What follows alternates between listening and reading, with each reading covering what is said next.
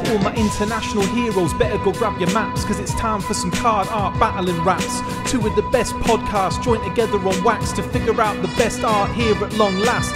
So what's not to love as we pick at the surface of the club's large array of art in the subscription service. From reused vintage, ever so gently lifted, to a Rich's original that is oh so perfect. The last 16 seem to have an awesome chance to beat off the competition and move on to advance. Will it be Bombstrack's beauty or Outback's duty, or can Jinx blindly find a way to the top of the class? So without all the boasts, let's check out your hosts. With Cooge on the west side repping his coast, Steve leads the team while Rob gets the scoops, and Paul does the zame up yo whenever he spokes. And by all means, this isn't the last dance as Steve, Rob and Paul drop them Afrikaans. Cooge is in the cup, man, keeping it deep with me, repping a place closer to the coast of France.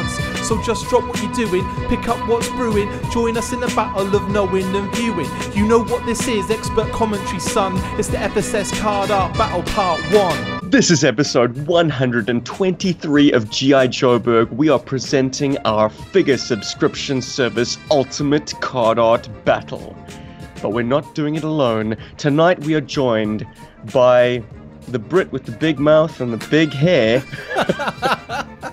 It's Chris McLeod of the Full Force Podcast. Thank you. Hello, Chris. Hello. Thank you for that. Hang on, big mouth. Wait, what? Yeah, fair enough. It's figurative, of course, because you're a fellow podcast host, right? I thought it meant because we were intimate that time at JoeCon. Shh. No one's meant to know, Christopher. Oh, well, they've seen the pictures. Yeah, thanks for having me on, guys. I really appreciate it. Well, it's very, very, very fitting since you had us on your 4+ hour epic. Yeah, my bad. That was your sort of... No, dude, it was great. It saved us from having to do too much con coverage because we want to get into other stuff. But we're joined by the full panel of G.I. Joburg as well. Gentlemen, introduce yourselves. I'm Paul, still finding file cards in my backpack from JoeCon Lobsha. Hello. I'm Robert. I'm still recovering from the America-induced sickness. You're welcome from Cujo on the West Coast, ready to appreciate art. Whew. How have we all been? Boobies. I've been so amazing. Good lord. I've been a bit. Yeah, you sound like you've been amazing. I'm like the Walking Dead, dude. Like, I think I can be on a Thriller video, because that's about the level of zombie I am. I'm undead, but I can still dance. Are you the guy whose arm falls off randomly about a third of the way through? No, I'm that guy. Tonight's podcast is coming at you from 4 time zones. We are truly international, gentlemen, as if we weren't already. Full force! I should say that. Oh, shouldn't okay. Yeah, in case you're scratching your heads, Cujo's on the West Coast.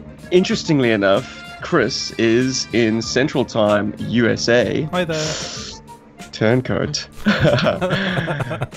The boys are coming at you from South Africa, which would put them Central African time, and I don't know what time we're at, but I know that it's damn early in the morning. You're in the future or in the past, I can't remember, but It's The future. Yeah. it's down under time. Yeah, well, whatever it is, it's early. Or is it late? I don't know, my body can barely decide. You know, coming from the States, spending 4 nights in South Africa, and then catching a flight to Oz. Yeah, I'm messed up, man.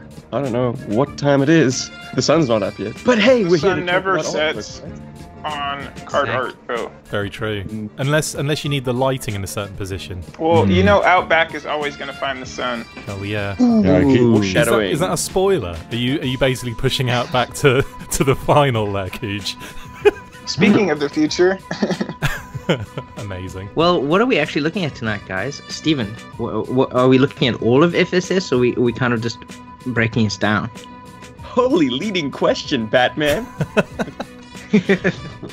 We have decided to focus on the first 4 figure subscription service sets. Reason being, Christopher? Hi. Oh, it's because if we did all of them at once, we're kind of like not really doing all of them justice. We get to talk about more this way. Plus, obviously, we've got a figure subscription service 8 that hasn't actually fully arrived yet. Figure subscription service 7, which we haven't actually had completely in hand.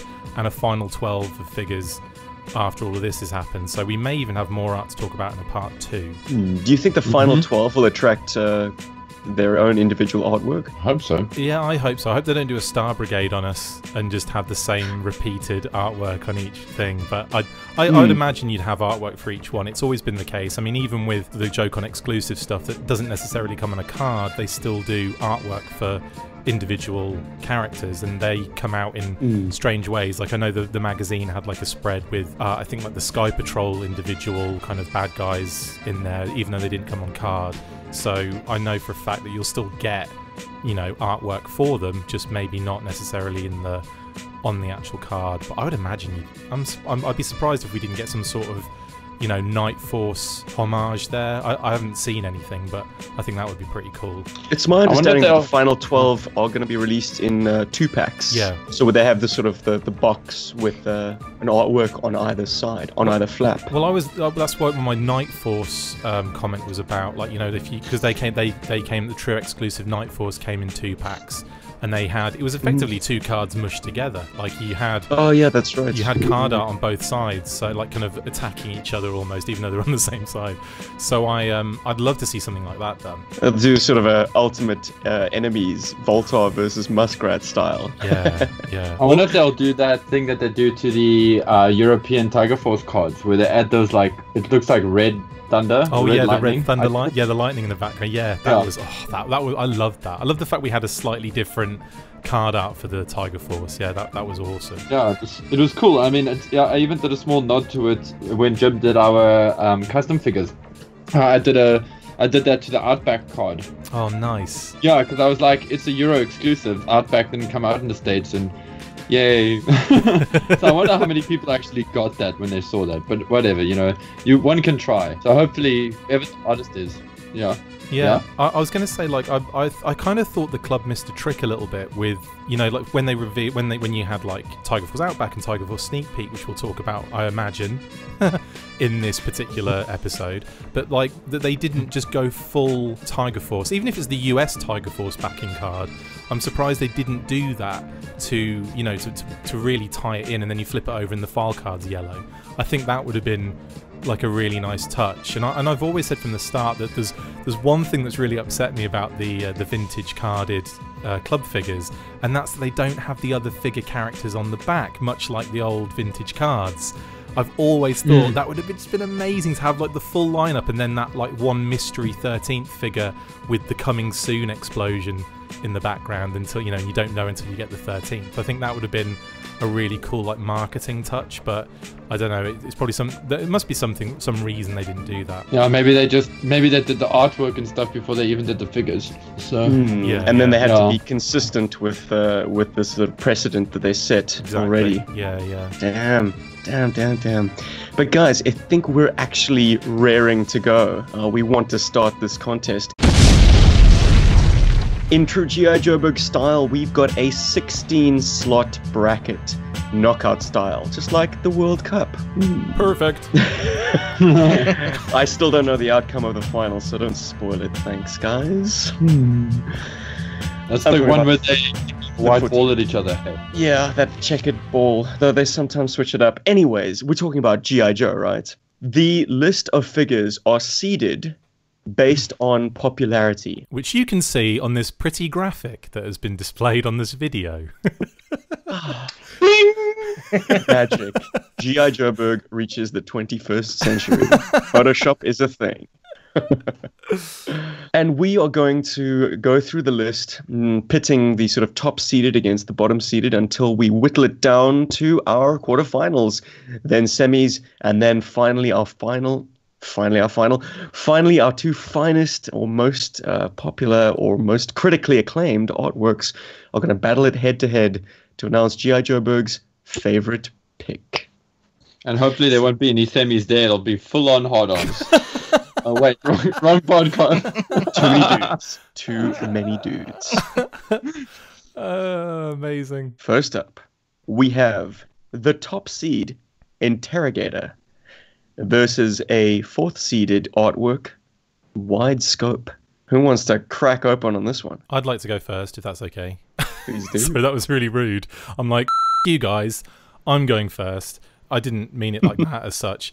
There's a couple of things I want to say here. First off, we're looking at two pieces of art here by a good friend of mine and of the and a presenter on the Full Force, Adam Riches, who does incredible card art. And I just wanted to kind of just quickly run through my things with these two pieces of art. Now, I think they're both wonderful, actually. Interrogator and Widescope, they're two of my... If there was a top 10, they'd be in the middle. But, you know, they're around that way. They're up there. And with Interrogator, I just love the mystery around him and the kind of, you know, it's very kind of eerie looking and the pose is very sinister. It's not too... I mean, there's not a lot going on. I mean, he's standing up and he's holding a gun and, you know, holding a knife in, like, reverse kind of motion. But he kind of matches his character very well. On the other hand, you've got Widescope, and I just think he's more dynamic, and I think there's more going on, and I love Lamont. I think he looks amazing in this artwork.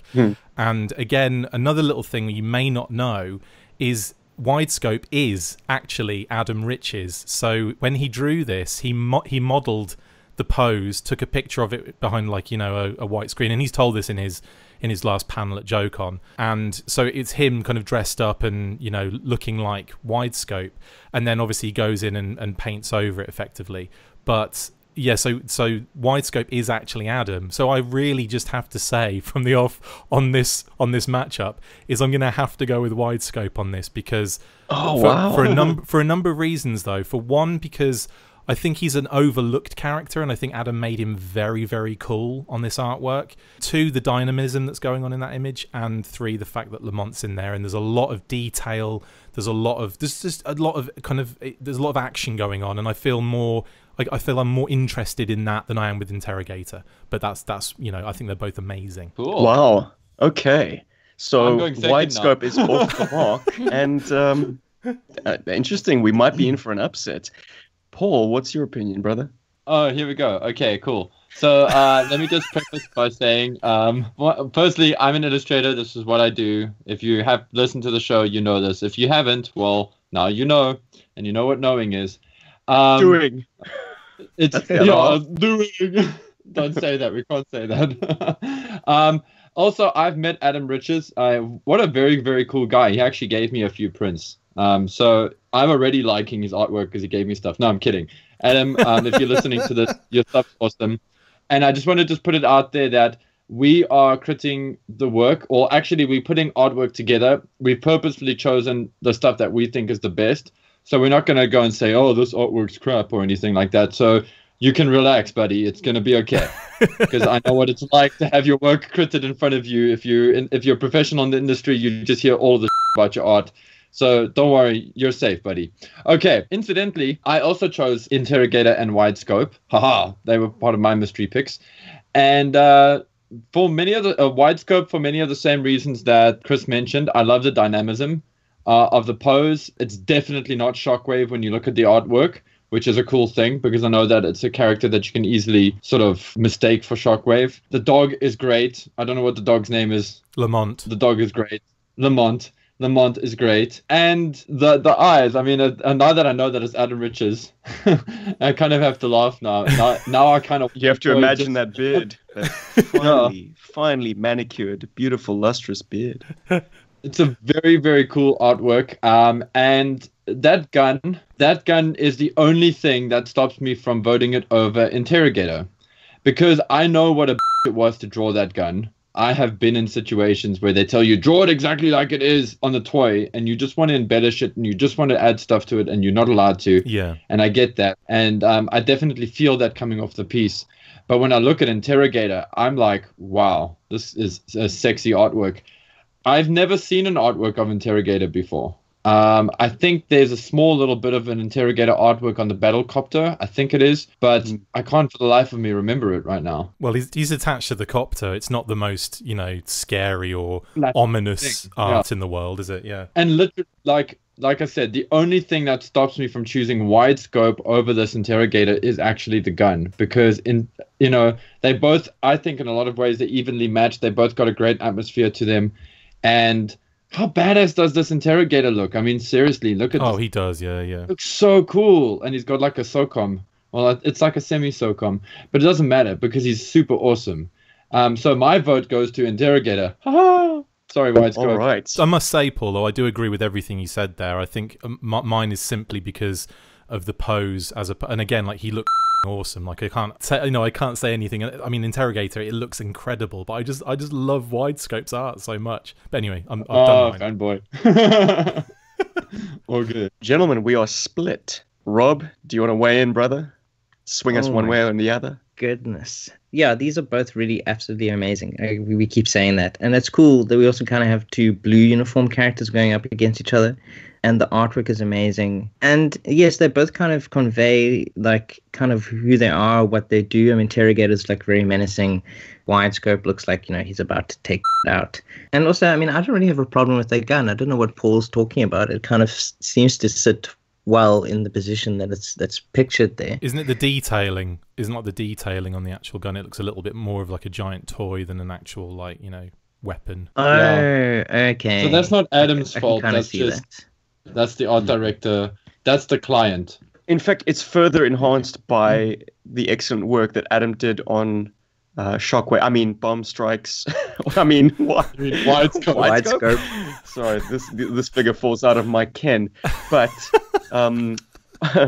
Widescope's excellent hands, the depth and shading on his gloves really push it, yards apart from the flatness of the weapon. And I do love that he sort of almost pushes it outwards into sort of a cartoony kind of like exaggeration. Like, those hands are quite big. I mean, foreshortening and everything, but he still gives it like a bit of a comic-y edge, and it actually makes the artwork better. If he had tried to keep it more realistically sort of scaled, I don't want to say proportions because the proportions are correct. Yeah, if he had used a different lens, so to speak, it wouldn't have had the same dynamism. And it's something that stood out. I mean, this artwork was one of the first ones that hit my list because it jumped out at me. It was like, it arrested me, but it could be because it had the gun out. Anyway, Rob. Which way you gonna go, Rob? Interrogator doesn't have an animal companion, so I'm gonna go with Widescope. Good man. Because animals are hard to draw, Rob. Exactly, and Lamont is very well drawn. I think I'm going to let Pooch come in and be the swing vote because I'm going to have to go with the Interrogator. It's just all down to that helmet and the incredible sort of hot and cold lighting that we've got on it. Just really highlighting exactly how special that figure design is. It all comes down to that awesome Boba Fett style helmet and the potential that this character gives us. Like, he's a blank canvas. Is it even a he? I know Curtis has riffed about this in times before, but what if he pulled off that mask and you had the Princess Leia in disguise effect? That, bam, it's actually a female Cobra operative? Interesting. Who's this? Someone that loves you. So we are hung at 2 votes each. We're well hung. We are very well hung. Straight out the gate. Bam. Like Full a baby force. holding an apple. Losing people all over the place. Let's see. I do like both these characters. I did chat up Rich's. So on the tip of art critiques, the dude draws people in front of explosions. He can take heat. Any artist can. I'll start with Interrogator. I do like the character, all the reasons that have been spoken upon. He does have some 3s on him. I'll take it. Dun, dun, dun. I do have issue because maybe his coolest weapon has been cropped out. The knife says more Interrogator than the silencer does to me. Agreed. So I would have liked to have seen something maybe a little more aggressive, but I do like it. As far as Widescope, he's too pretty, man. He's too pretty. And I'm going to do this just because I think Riches may enjoy this if his own personal avatar isn't battling its way through. But I do like the animal companion. Does he have a dog like that? Because that's a beautiful painting. Let's see. Yeah, too pretty. Got to get some shadows in there somewhere. But I'm going to go with Interrogator. But yeah, that's it. Damn. Nice. Widescope wipes out. Interrogator progresses to the quarterfinals. No, why are you hating on dogs? Next up, gentlemen, Iron Claw versus the first of our lucky losers. It's Big Bear. And I think, Cujo, you topped us off in the last one. Do you want to open this one up? I would. I'd like to see it develop. Honestly, I would love to love Big Bear, but I don't get a lot from him. He would really have to get some intensity out of those eyes to really bring you into that card. But it's well rendered, and I do like kind of the shadow, you know, who knows the evil that lurks in the hearts of men. Big Bear, maybe. But going over to, let's see, who's the other guy in the battle? Iron Claw. That would be Iron Claw. Does his red pointer thing have a name? Awkward. I'm going to call it the Fire Poker. Oh, no, the Fire Scratcher. Let's call it that. Double Dipper? Don't ever call it the Double Dipper. Regardless, he's wearing it, so that was the right choice for me. He's got to have that weapon on. The only problem is you have a revolver and you went with the gun with the knife flare on it. You can't have two fancy weapons. You can't two-fist. You got to have like a straight weapon and then the Fire Scratcher. But I am going to roll with, I'll go with Iron Claw just because he's busy, but he's my kind of busy, at least this round. What say you? Can I just draw attention to the term two-fisting it that you kind of danced around? That was something that I think only is commonly used in the United States. I mean, is it to mean like dual wielding? Like or drinking double parking? 2 pints at the same time, usually. And... But Chris, I mean, you can speak to the awkwardness of that term. Yeah, of course. I mean, I was holding back because I don't want to keep interrupting. But yeah, effectively, wee, because you know that also is a very, very naughty term if you consider, I don't know, pornography, for example. I don't watch pornography. I don't know what you mean. Well, tell me. The medium of podcasting allows you some ambiguity, so you know I'm going to image. Exactly. And I agree with him. It definitely, this guy is double fisting it in all sorts of different directions. Cheers. Cheers. Do you want to follow that up with your vote, Chris? Sure. I mean, I was going to wait till last on this one because I feel like I rudely interrupted to go first. But I have to say there's a couple of things about Iron Claw that just take me away from this as being, I don't know, a really good piece of art, which I don't want to kind of like rip on it too much, but the right arm, I mean, this guy has been working out just that right arm to hold that fire poker because, like, I mean, proportionally, he's all over the place. I mean, I think the artist is trying to suggest that he's at a slight angle so that his left arm is a little further away. But even with that slight angle, you wouldn't get that size differential. Like, it wouldn't be that much. And obviously, the chest doesn't look like it's at that much of an angle either because of the straps that you can see quite clearly cutting almost centrally. So I'm a little bit like concerned about proportions here. I love the character. I think he's awesome. I love how, like Cujo said, like, you know, the busyness of him. It's great. I mean, the more the merrier, the more colors. I mean, look at the different amount of colors on him. And he's all black, but then you've got purple, gold, red. It's like, and then like chrome. And you're thinking, wow, like this guy's got it going on. Extreme? Yeah, big time. Totally nice extreme. Nice touch. But I think that weapon on his right arm, I think, really needs to just be a little bit more, I don't know, a bit more carefully drawn. Because I think, you know, the top piece is bending, it's almost as if they've taken the toy, which has come out bent, out of the package, and they've gone literally, let's draw this exactly as it is out of the package, because I kind of feel that needs to be a little bit straighter, though that needs to have a little bit more care attached to it, even though there's a more cartoony feel. And because of that, I'm going to go with Big Bear, because I know there's not much going on with Big Bear. He's standing there, he's holding his weapon, his face is almost hidden, but I don't know, I find him more real in terms of proportions and stuff.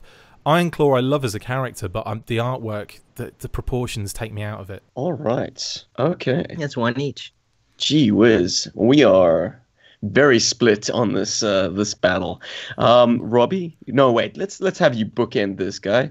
Paul, give us an artistic appraisal, brother. Oh, here we go. Okay. Iron Claw, I mean, I just did some Google foo as well, just to see if there was ever an original packaging art for Iron Claw. Turns out there isn't. Because my first instinct when I saw this artwork was that it was a retooled vintage artwork. that had just maybe been touched up or photoshopped. But it turns out it's not. It's Destro, isn't it? Whoever did this... Isn't it just drawn on top of Destro, effectively? It looks like it's just been drawn over Destro because of the pants. The pants are what gives it away. So, it's very much a retooled... It feels like a retooled artwork. And in some cases, that can be a very cool thing if it's handled well. And perhaps I'll even mention that in other artworks when we get to them. Yeah, and there's a goofiness about it that makes it work, but there are certain things that irritate the crap out of me. That arm, that front right arm, I mean, Chris has mentioned the pokey points. They bug me. But the muscle, actually the musculature on the upper arm, that was poorly handled, but, I'm not going to begrudge this poor guy like his anatomy. It's actually just that bottom left leg, not the artwork's left leg, the left leg on the artwork as you're looking at it. The foreshortening and the depth and whatever is just completely messed up. And that has a lot to do with the angle of the creases and folds on the pants. I mean, if one wants to get really technical. But that just keeps messing me up. I keep going, oh, that's a really cool, oh, it's unfinished. That's just like how my brain goes. My brain just goes, oh, this is really interesting. Oh, it needs to be finished. Big Bear. Okay, so this was kind of a cool thing, because if you look at the original card art for Big Bear, he's like, I'm going to kill you all, with his big rocket pack and everything, and his big rocket launcher and everything, and he looks really, really cool. And I think first prize would have been to do like a modern sort of re-envisioning of that artwork. But they couldn't, because obviously they didn't want to use that same gun. So they went for a more sort of mature look for him and completely redesigned the toy and a lot of the character's design. And I dig it. I think it's a very, very cool artwork. It's full disclosure, neither of these artworks were picks of mine that I had thrown into the mix. So I'm essentially the devil's advocate on this one. But I think, it's got to go to Big Bear. It's a much better artwork. There's more attention to detail. There's more careful attention to detail. It's more finished, if that makes sense. And that pose is great. It's just like, I'm Big Bear. I'm coming to kill you, It's or save you, whatever. Maybe we go get vodka, It's like, or you, whatever. Whatever comes first. Hopefully not me. So, you know what I mean? No, I dig him. I dig it. It's a cool artwork. Seeing this makes me want to buy the toy again, but then I'm like, I don't have a card to sell to get one. Anyway, so that's one more vote for Big Bear. Then I'm going to follow hot on her heels, Paul, and say I'm also going Big Bear. Whoa. Yeah. You just wanted to make my vote superfluous. Oh, man. Well, I told you you'd go at the end. So, sorry, man. That's just how the cards have been dealt. Big Bear was a lucky loser that I put into the hat, actually.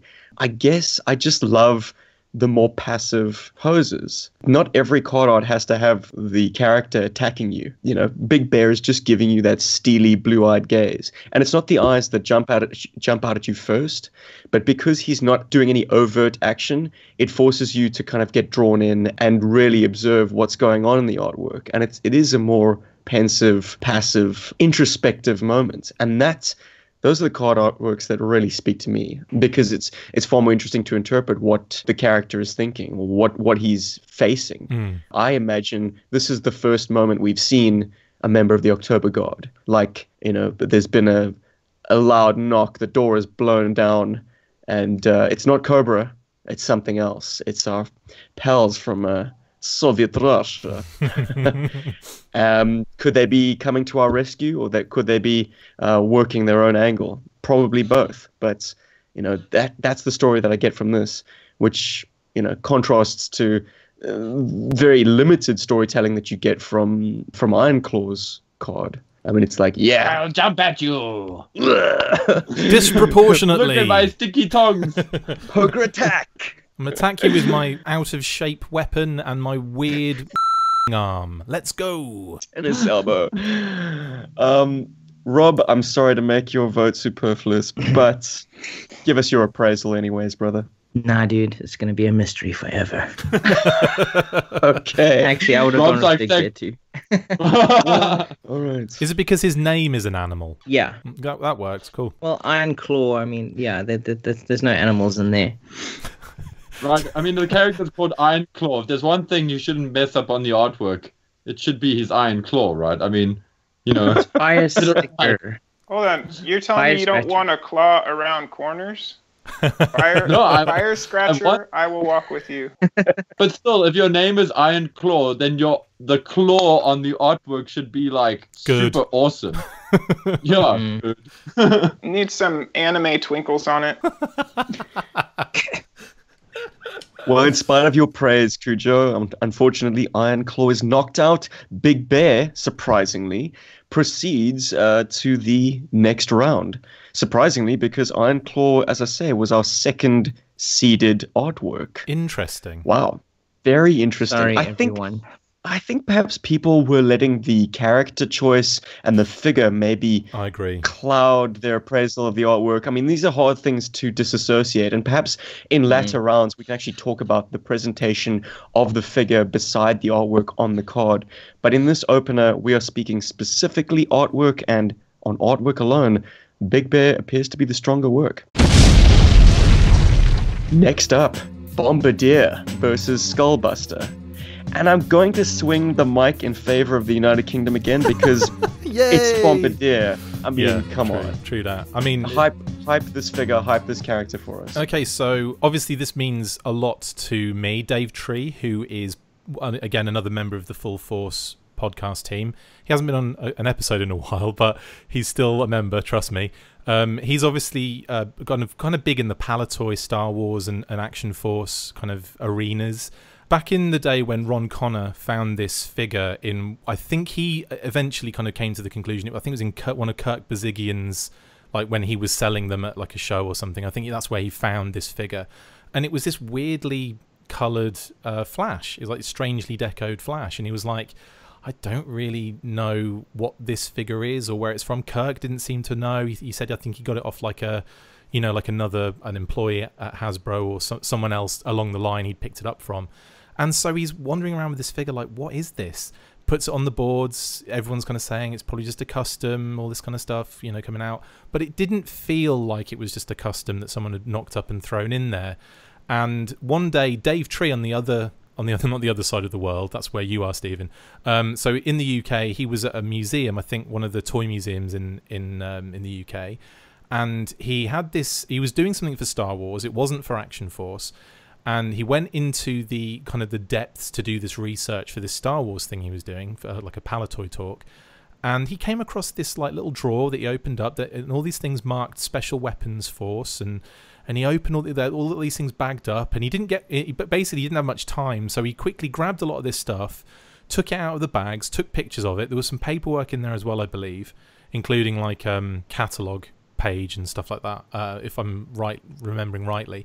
I think he ended up going back again to take more pictures of this stuff, and in there was another Flash repaint, similar but not exactly the same to the one that Ron Connor had, and it just seemed a little bit too much of a coincidence that these two things existed and, you know, would have this, you know, like the similar color schemes and everything. And Dave put it out there, said, is this what we're looking for? Because effectively it was a figure that should have come out, or was going to come out, in another Palatoy Action Force team to go along with SAS, Q-Force, Z Force, Red Shadows, etc. And it was going to be the Special Weapons team. And I mean, there were pictures now of the kind of pre-production catalog setup. And they had like a vamp. They had some other bits and pieces coloured in that kind of cool yellow and like baby blue and grey kind of colouring with the logo of this Special Weapons team all over it. And one of those figures was this Bombardier, and that was the only thing written on his bag, I believe, that he found this figure in. So Bombardier was the name that stuck. And everyone just kind of, you know, when it was kind of like first revealed to the community, there was a little bit of pushback. I wasn't aware at the time this was going on. This was on things like kind of whatever forums were kind of big at that time, and I kind of came into it late. Like I heard about this story after the fact, but I heard it so many times since.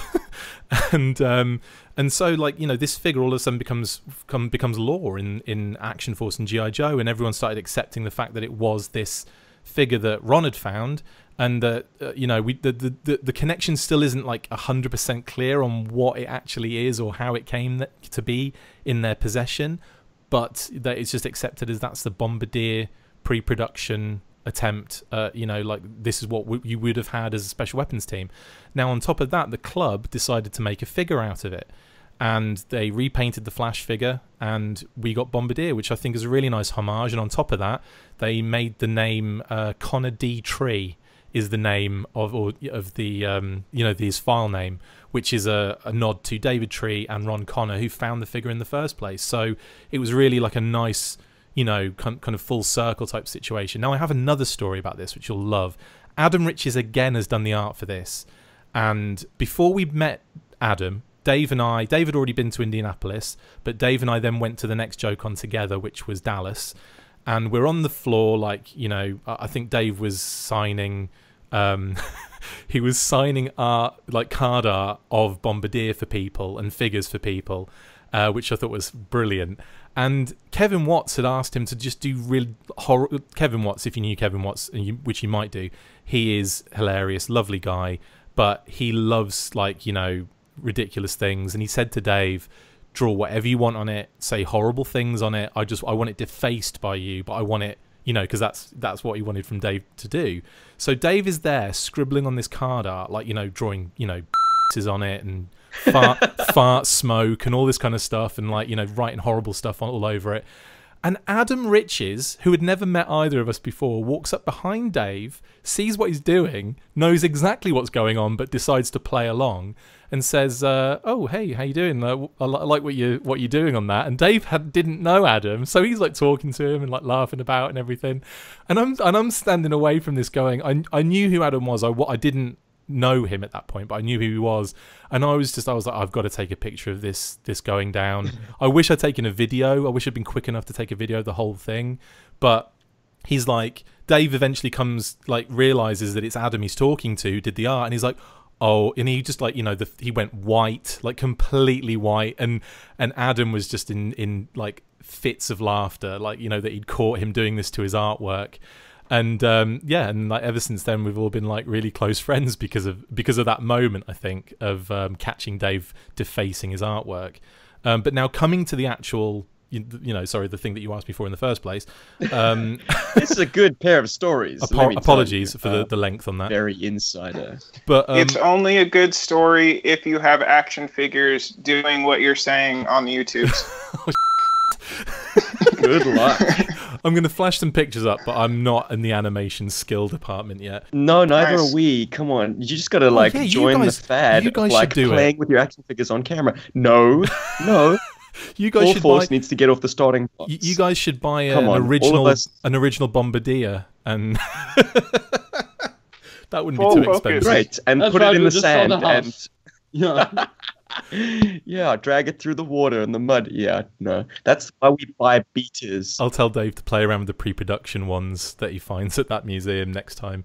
But to talk about Bombardier versus Skullbuster for a second, again, two completely different things, but completely different styles, two different pieces of art. One is Adam, obviously, as you know. I'm not going to be biased each time, but I do love the Skullbusters one for a couple of reasons. One, it's just so, like, I don't know, like aggressive, I think it would be. Like this kind of like Ronaldo about to take a free kick kind of stance where he's got the split legs, and he's got, you know, he's basically, what I think is happening is he's just either about to or is tearing into a team of Action Force or G.I. Joe, team of G.I. Joe characters.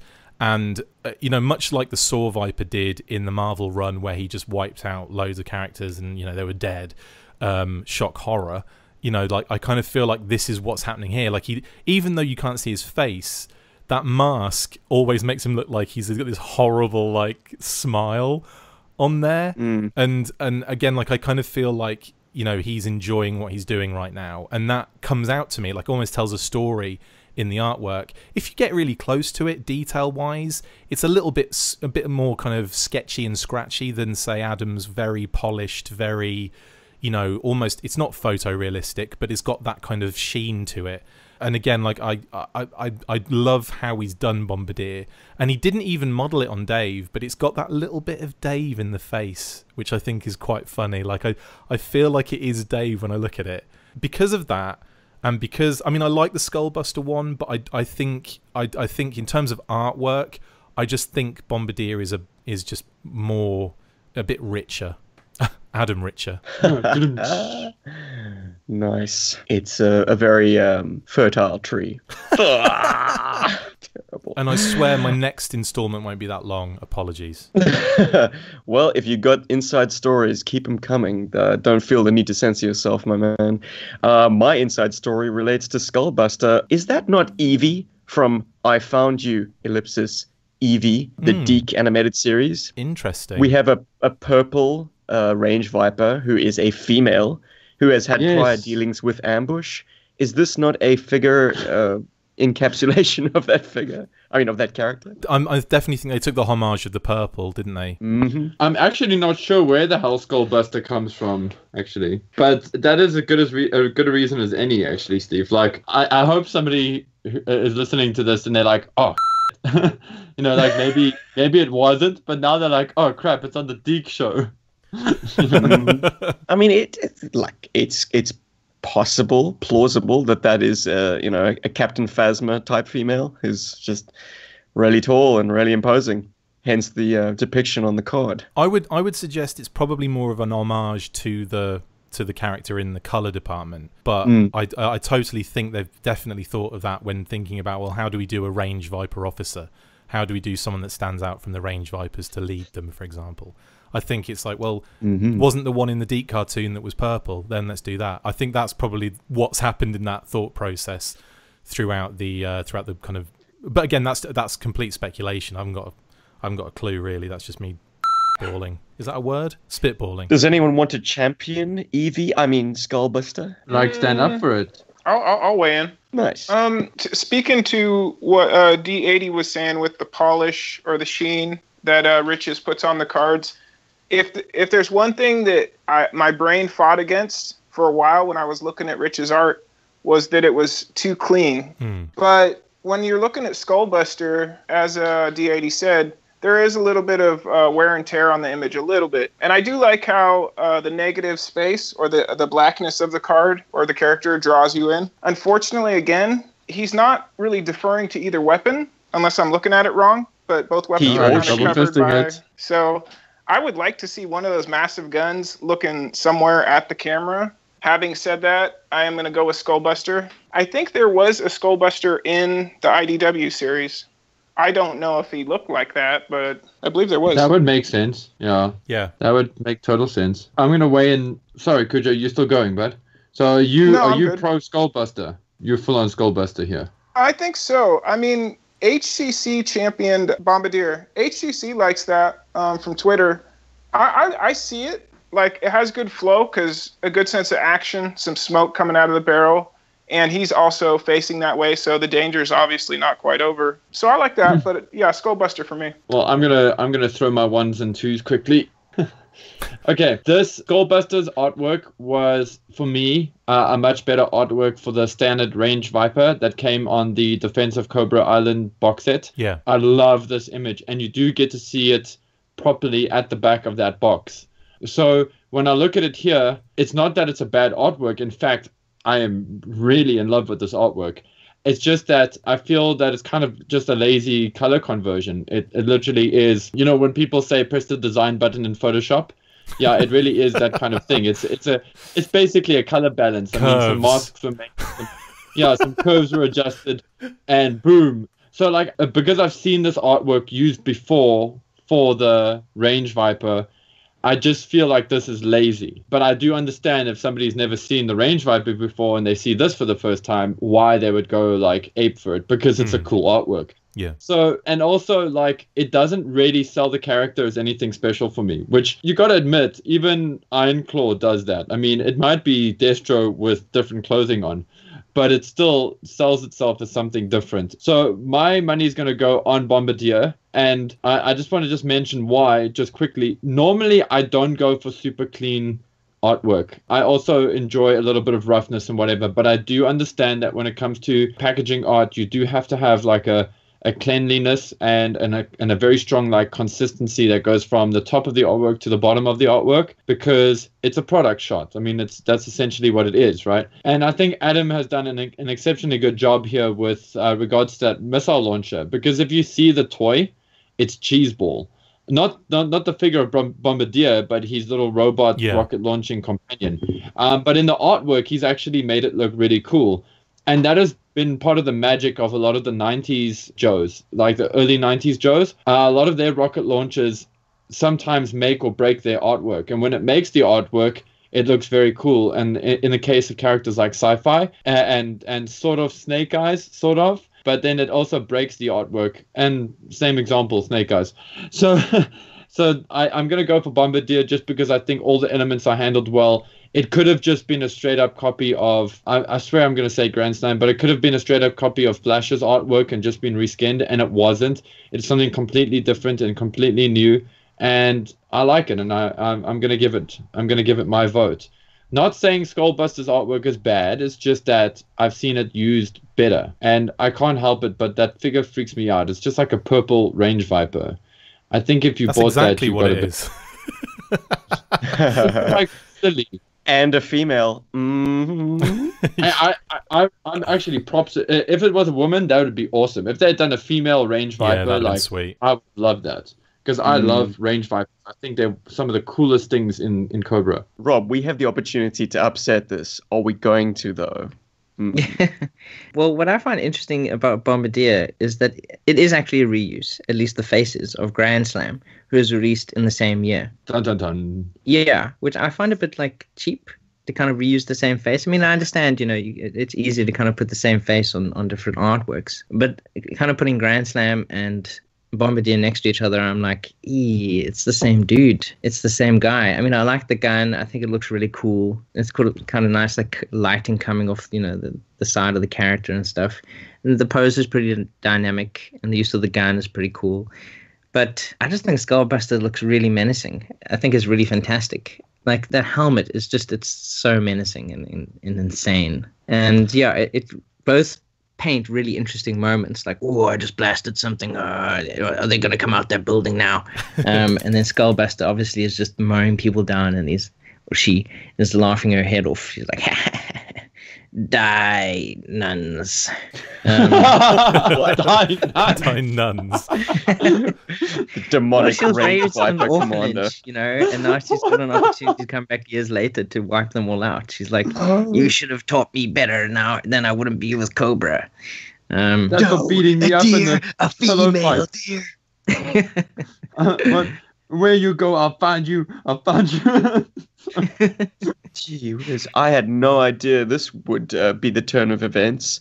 I did not expect to be the swing votes, but Damn, Rob, son. I've got to disagree with you, man. I've got to push it back in favor of Bombardier simply because Skullbuster is a purple figure. That's its thing. We're not talking about the figures, though. We're talking about the art. And the artwork does not reflect that. You cannot have the artwork at odds with the figure's color palette. It's like, which one am I buying again? The only time I've ever found that acceptable was on the Hydro Viper card.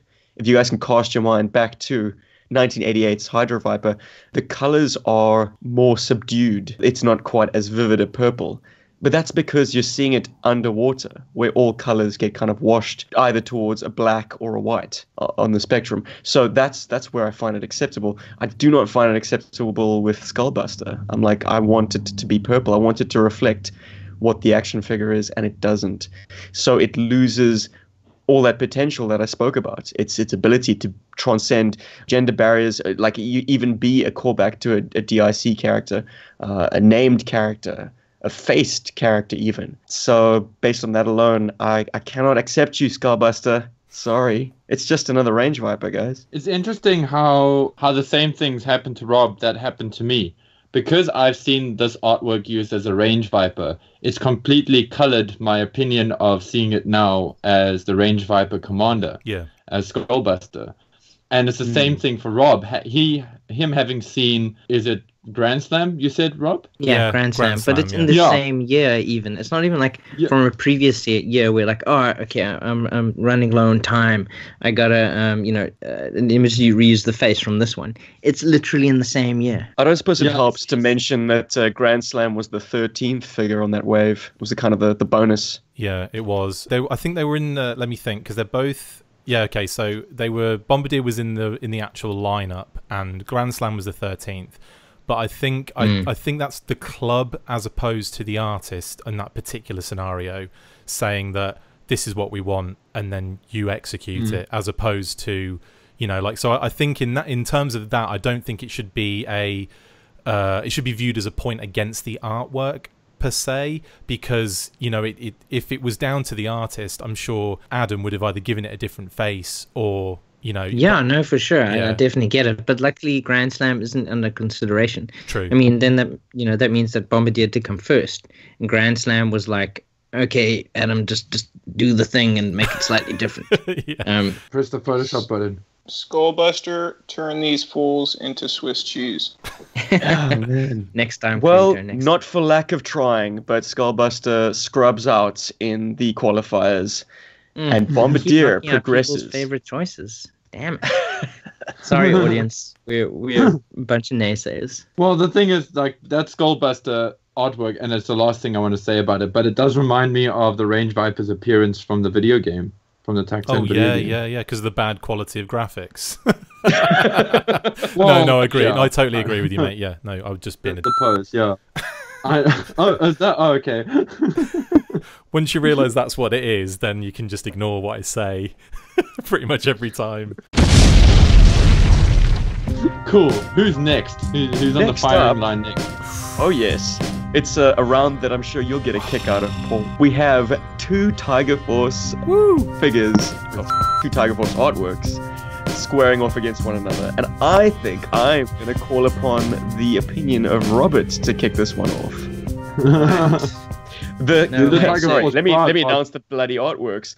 It's I don't even know what you're talking about. Outback versus Tiger Force Sneak Peek. Wow. Nice. Dun dun dun. It had to be a Tiger Force doubleheader, or is it a Double fist? Double fist. Double fist. Yes. Okay, so just remind me, the Outback is a retouching of an older artwork? It's basically the same one, isn't it? Or like, you know, a reuse of the vintage one. Yeah. Yeah.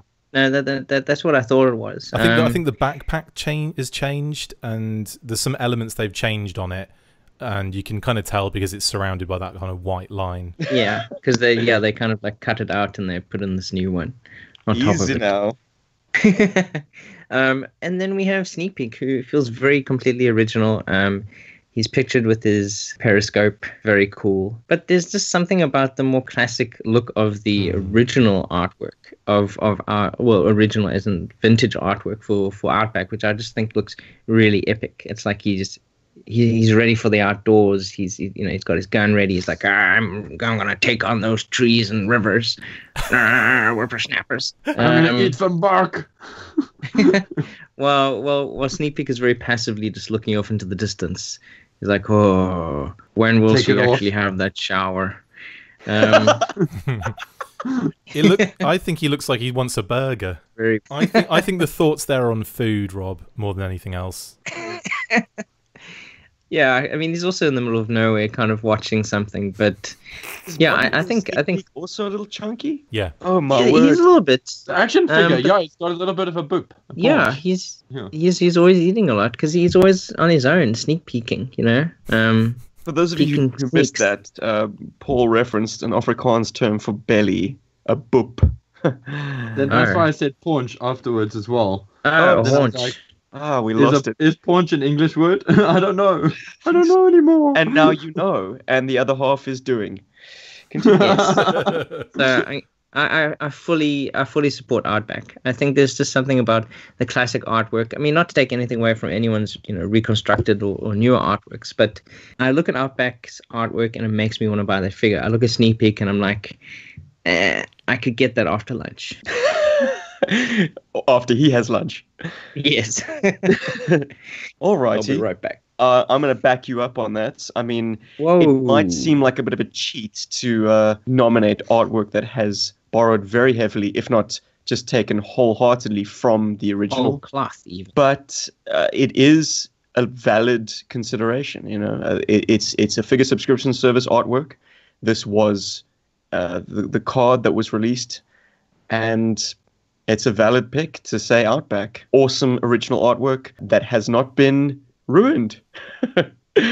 So it's going to sneak through on my dime. Ooh. Cujo, what do you say, brother? Sneaky. I mean, it kind of makes sense. You're not going to burn a whole lot of calories sneaking around. I mean, this is one time that, thank God this is going to YouTube. It might find some different circles. Hasbro, Old Navy. This is a body wash waiting to happen. Outback. Take the gun out of his hand or the backpack and put some body wash, and then you package it with that little scrunchie, except for it's an explosion, red, orange, yellow. It's a. Oh, you mean the anyway. loofah thing? Yes, it's a dead giveaway, but no, I like the pose. It's very stoic. I think I said once upon a time that it reminded me of Washington, like across the Potomac or whatever. But no, he's in charge. It's a great picture for that kind of wild body wash thing. So, yeah, I like it. Outback for me. Oh, wow. Wow. We've just made... Yeah, what would you have chosen? Oh, well, I'm actually going to say a couple of things here. First, on the sneak peek art. Again, Adam did the sneak peek art, and obviously the Outback one is original. On this particular scenario, I would go with Outback, but only because that character from the original card art to the Tiger Force Euro exclusive Tiger Force card art, I just love that pose. Like everyone said, I'm just mirroring what everyone else is saying here. It's just epic. It's so optimistic. It's so like he's looking at some incredible scenery right now. You just know he's on the top of a mountain somewhere and just looking at some incredible scenery. He's getting the bag. It's almost as if he's either setting up for the night or he's just getting up to go off on one. But it feels to me like he's about to put his backpack on and about to, set off. I don't know, Chris. I think he's seeing something that he doesn't like. He's about to set up, and then, spider sense tingling. He looks back over his shoulder to see, I don't know, what were the kind of the Cobra troop builders of the time? Techno Vipers? Just some bad news being deployed. It'd be okay if they were Techno Vipers. Charging up the mountainside. Yeah. Are those kids having a rave? Oh dear. Well, it was 1987, guys. What else did we have? Raptor, Crocmaster. Maybe it was Crocmaster. Maybe it's Crocmaster, yeah. But I mean, I'm looking at that art and I just absolutely adore it. I love the fact that they gave him white hair, like as if right, we're going to give you a different uniform, Outback. Okay, well, I can't really rock ginger hair with this, so I'm gonna have to dye it white. I love that. It's hilarious. With the sneak peek art. I think it's great. I think it's got loads of character. It's got loads of personality pouring out of it. There is that kind of, he looks a bit heavier set. If you go back to the original sneak peek art on the G.I. Joe card, it's slightly different in that he's holding a much smaller version of his periscope in his right arm. And he's got his rifle kind of at hand. But what the Euro Tiger Force card art did was they had to say, okay, well, he can't be holding his gun in a menacing fashion, because it came out the year after. I think it was like 90 or 91. So he has to have it shouldered in a, so it can just be in the background, and you'll have him holding a much bigger version of the periscope. And it's almost like Adam has taken the personality of the face from that original sneak peek. It's not the same, but he's kind of gone with that original kind of feel. But he's gone with more of the pose from the Euro Tiger Force art and kind of created almost like a hybrid. And he's also kind of followed what the original toy looked like in a chunky sense. And then the new toy is like this lean kind of like, tactical guy, which I thought the club made a really cool, just on the side note, made a really cool upgrade to that figure. But for me, it's Outback because it's epic. It's like a lot of art would have fallen by the wayside because it's just so original, different, and interesting. Well said. Wow. Okay. Seems like Outback's on his way through. But Paul, do you want to close this out with some art critique, brother? I love it. I don't have to work so hard on this one. I'm going to start with Sneak Peek quickly because something that Adam Richards has done exceptionally well in both the original Sneak Peek artwork that he did and the Tiger Force one, aside from the obvious recolor. Firstly, his recolor is not cheap. I know how to do it, and it's a quick job, but he did a good job of it. So that was cool. So points for Adam Richards on that one, definitely, or points for the artwork, should I say. But the original is based on Stephen King's son. And So I don't know if the likeness on the new one is Stephen King's son, as you know, but I mean, for all we know, it could be, but I don't think it is. But there's like a baby face on the original's card art that just stands out quite a bit, and the new one also has like a similar kind of face, and everything that you guys have also mentioned, you know, the attention to detail and whatever in the FSS version, I fully agree with. I think it's a great artwork, but I mean, you can't, and I'm sorry, but you can't beat the Tiger Force Outback artwork. Not because I'm like a nostalgia freak or whatever, but this is easily one of my top 10 card arts for G.I. Joe ever. And I mean, I just love that sort of, you know, he's just taken his first in the morning and he's ready for the day. You know, he's ready to go and rock it. And he looks so cool. If I had seen this toy on the shelf as a child, I would have gone with this figure immediately, because I would have looked at the artwork, because a lot of the times the artwork informed you of details you couldn't really see properly. You know, somehow, for some reason, I remember as a kid looking through the blister cards that I don't just remember that you couldn't really get a full sense of the figure. So you had to look at the artwork. You had to look at the card art and sort of get some like sort of cues from it. Not that I was like purposely going, oh, wow, I must get some visual cues from this artwork before I buy it. I just always just used to look at it and go, oh, okay, cool. This artwork is so awesome. This toy's got to be cool. You know, aside from the fact that the toy's like right there. But yeah, Tiger Force Outback is a sheer win. The composition is king. His posture is very cool. The fact that you guys have managed to pull out all kinds of images of morning, you know, the sun rising or sun setting, or you know, him seeing a techno viper in the distance, that all shows you that this is a very interesting artwork, that there's a lot going on with this artwork subconsciously for you as a viewer, and it's been very well prompted by its composition and its posture. So kudos to this figure. It deserves to win. Oh, by the way, one more thing I forgot to mention about the sneak peek artwork. We do know who the face belongs to on Adam Rich's version. Oh. So Adam, again, mentioned this in his panel, but one of his long-term friends who actually created a TV show called The Goldbergs, Adam Goldberg, because they're good friends, he said, well, I'm gonna make you an action figure, put you in the card art of an action figure. And he was like, oh, awesome. So he became Sneak Peek for that one. So that's Adam Goldberg, creator of The Goldbergs. Oh, sweet. Okay, well, there we go. And now we have some celebrity G.I. Joe trivia nods again. So, and the other half is doing. I'm just going to keep saying that. That's my contribution to this episode. Cool. I think that's a clean sweep for Outback. Did we hear from you, Cooge? Indeed. Yes, we did. Outback proceeds to the quarters. Sneak Peek bows out. I guess we can leave him lying in wait to see if she eventually does take that shower.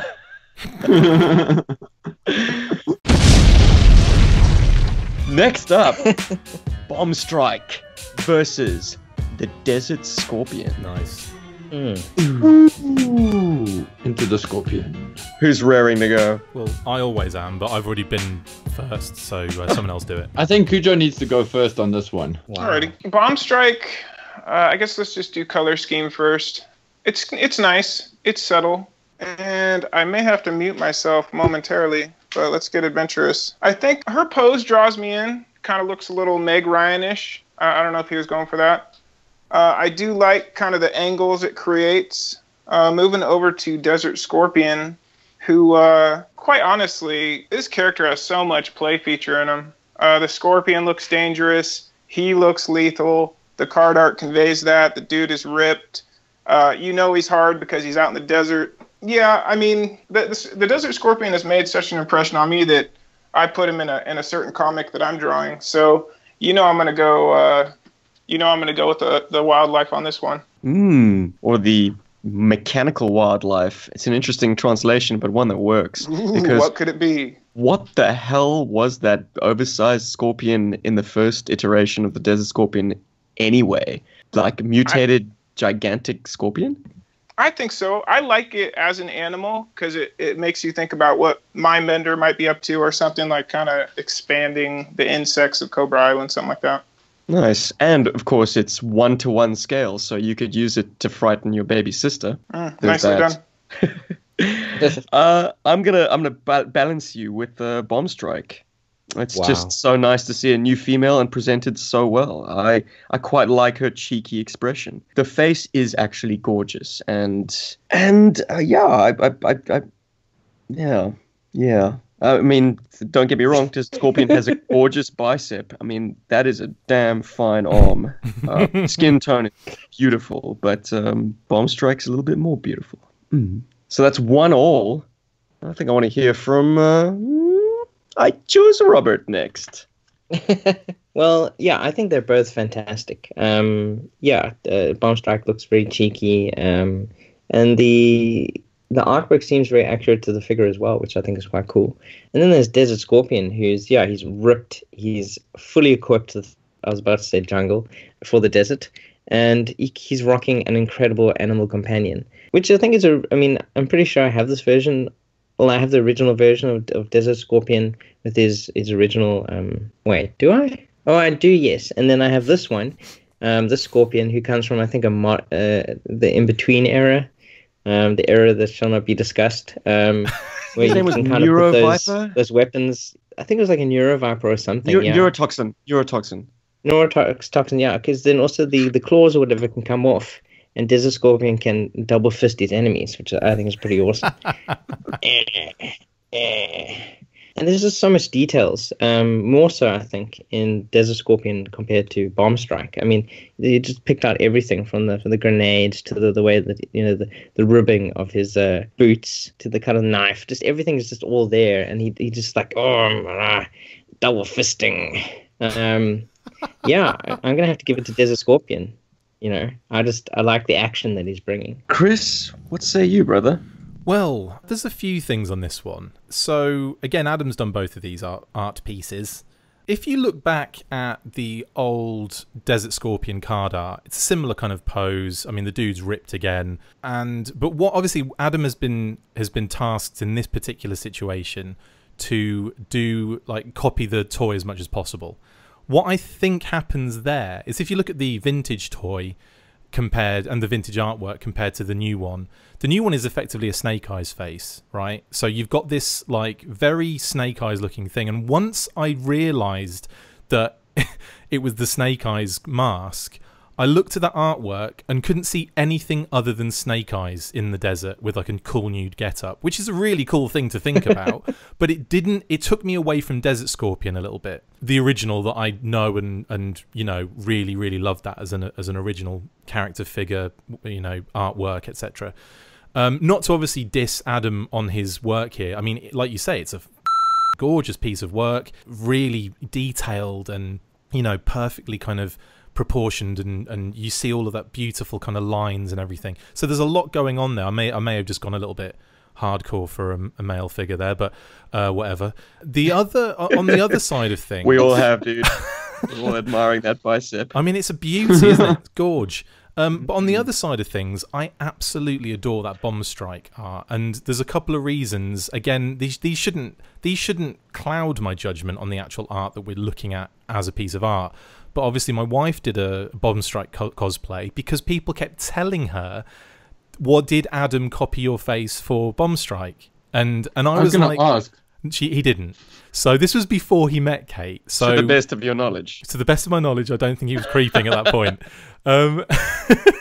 But he said it's like a mixture of lots of different faces that he's kind of like, basically it's an original piece. It just happens to look like. Now, this is the funny thing. You said Meg Ryan, and we've always said to Kate in the family and everything that she looks like Meg Ryan. Her whole family have said it as she's grown up. Like, she looks like Meg Ryan, circa the early 90s, and the 80s, not like the the current Meg Ryan. Circa that scene. Indeed. At the diner. Exactly. At the table. Exactly. Not the lizard replacement Meg Ryan of today. No. Not lizard scorpion Meg Ryan. So I think that yes, it is probably, jumping in there and shouldn't be part of my decision making. But when I look at the two pieces of art, I also have to think of the vintage aspect, and because now that was a Freudian slip. Because Bomb Strike had that kind of different iteration, different card art, like more cartoony card art, back in like what was it, the era you should not be named, you said, Rob? The big shoulders era. Yeah, so we don't mean the 80s. Yeah, but like I think new sculpt era. The new sculpt era, absolutely. Voldemort era. I think that I just think I take those into consideration with this too, even though I still feel like Bomb Strike is standing out to me. So I'm going to say Bomb Strike. I just wanted to pad it out with some crap that you didn't need. Nice. Wahoo. All right, we're split again. It comes down to Paul, it sounds. Outstanding. Dun dun dun. Okay, so Bomb Strike is a fantastic artwork. It's actually, like what Steve said, it's refreshing to see a new female face in the Joe line, especially. She's technically not a new face, but she is, you know what I mean? Yeah. And she's very, very, very well done. Like, she's exceptionally well done. I think every detail here is well handled. I especially love the pose. It's sexy without being over-sexualized, Sure. which is a very good thing, and it's very smart. So kudos to Adam there. Although that desert viper or that desert scorpion, well, I like this artwork purely because in a lot of ways it's an improvement over the original. Yes, I said that. Because the originals, a lot of the vintage artwork isn't all gold. I mean, if you actually look at his legs in the original, they're not right. Yeah.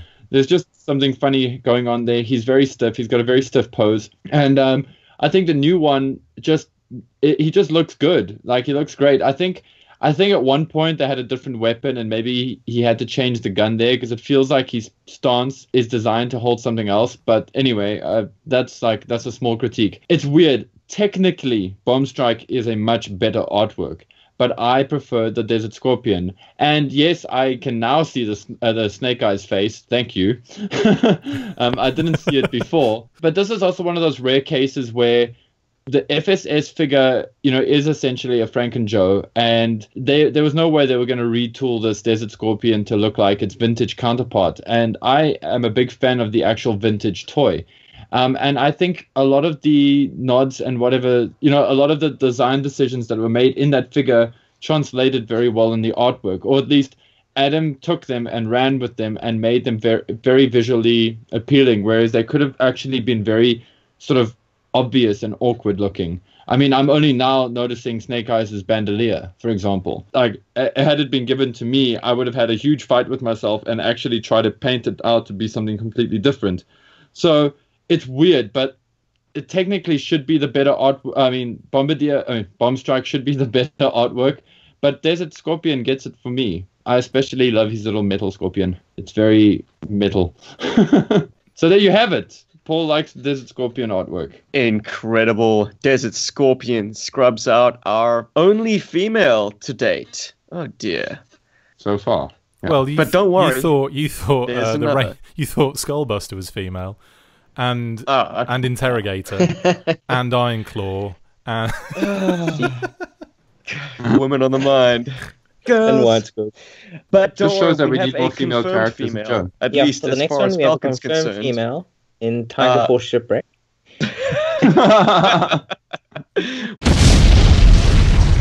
Well, Rob, I want you to start this one out. Our next round is Jinx, or Kim Arashikage, versus Tiger Force Shipwreck. Oh, yeah, this is insane. cool. Gonna get real now. That's all I'm saying. So, I already know which one Paul's going to go with. Does that color your decision, Robbie? Yeah, I have to be contrary and go for the one that I think he's not going to go for. No, I think they're both really good artworks. I mean, the Shipwreck is a reuse, once again, of an original vintage artwork, correct? Correct. Okay, cool. And then the Jinx is a completely brand new artwork. It looks very lively, looks very sexy. I mean, she's fully equipped with all of her weapons. And she's got like a smirk on her face, which I kind of like, hey, come for me, I'm gonna take you out, and I'm not even gonna see what you're doing, so I can kill you blindfolded. While Shipwreck and Polly is very aghast at what he's trying to do with that anchor. Like, wow, what are you gonna do with that? Shut up, you stupid bird! I'm gonna shove it up there. Like, proportionally, I think they're both very good. If I had to get technical, I think they're yeah, like they're both very well equipped. But I really like the kind of modern look of Jinx. I mean, Jinx always was a cool figure. I think they're the vintage, but she didn't have like kind of like her own look. She was very much just like a female, red ninja. Yeah. Well, this outfit looks very unique, looks very her, and I'd love to take that figure out on an adventure. So yeah, I'm going to go with Jinx. Can I just make one point that you made there, Rob, when you said that this is completely original? It's actually based, at least minimally, on a cancelled artwork that was going to be City Strike Scarlet. So it's the same pose, more or less the same, because obviously they used her body for it, for this Jinx figure. So it was like this was like getting the cancelled figure back out to the fans. And there is artwork which I'll flash up on the video for you guys. Oh, sorry, which Joburg will flash up on the video that is basically. You can kind of see it really in Jinx's face. It's Rachel Nichols from the film. Yeah, the film that will not be named. Kind of pointed that out. Yeah, it's in that category. Oh, jeez. Well, either way, it's fantastic. a very cheeky face. I do like that expression. That alone will swing it for me. Ooh, Steven just can't help a pretty face. Well, it's key to getting a really cool artwork. I mean, she looks competent and deadly, and surprise, surprise, the mask is an addition. I mean, there's an unmasked image that you find on her figure portrait on the card back, on the file card, if I'm correct. And so it's evident to me that the mask was an addition, but it blends seamlessly. Like, it works. It doesn't jar the image, and you can see her basically quoting her famous line about the keenest eye. Which looks inwards. Thank you, Paul. Nice. You totally Zaymotted that. Treachery! They're attacking us from behind. Full force. Yeah, that's got it for me. And I mean, the only detractor that I can play the Tiger Force sailor against is his gun. To be wielding an M16 one-handed. I know, once again, it's got nothing to do with the artist. He's doing absolutely the best job he can at sort of selling that he's holding that rather heavy, awkward gun. His gun looks fat, doesn't it? Yeah, that's where I was going, man. Sorry. The one that was included is the more slender, sort of early M16 variation, with the smaller box magazine. The one that finds its way into the artwork has that additional barrel shroud with the vents. And yeah, it does kind of pull me out, unfortunately. I wish the figure came with the sort of the blunderbuss. Oh yeah, a more authentic shipwreck weapon, because that's what that pose is designed to hold. A smaller, leaner weapon. Okay, it could be like really mongrel looking like a blunderbuss, but or flintlock. Sorry, it is a flintlock, isn't it? Yes. Whatever. Yes. His like original pistol. It's a pirate pistol, isn't it? Yeah. Yeah. So you get rid of that and you throw in an M16. And all of a sudden, things make less sense. And I know my man Paul is going to back me up and yet still champion the Tiger Force artwork because he loves it so much. It was a very treasured gift from a very dear friend. The only figure subscription service figure that G.I. Joburg possessed for a long time. Yeah, I think still possesses. I don't know. I don't have any other FSS stuff. Rob's got Scoop now. I got Scoop. Oh yes, that's right. Sorry, I keep forgetting Scoopers and FSS. That's Scoop. I take it that's a segue to Paul talking about the card art. Very good. Knowing. Doing. Tomax. Okay. Zaymot. Thank you. So, over to you, Paul. So I remember this Jinx and the Shipwreck because these were amongst the first figures that were sort of revealed with FSS.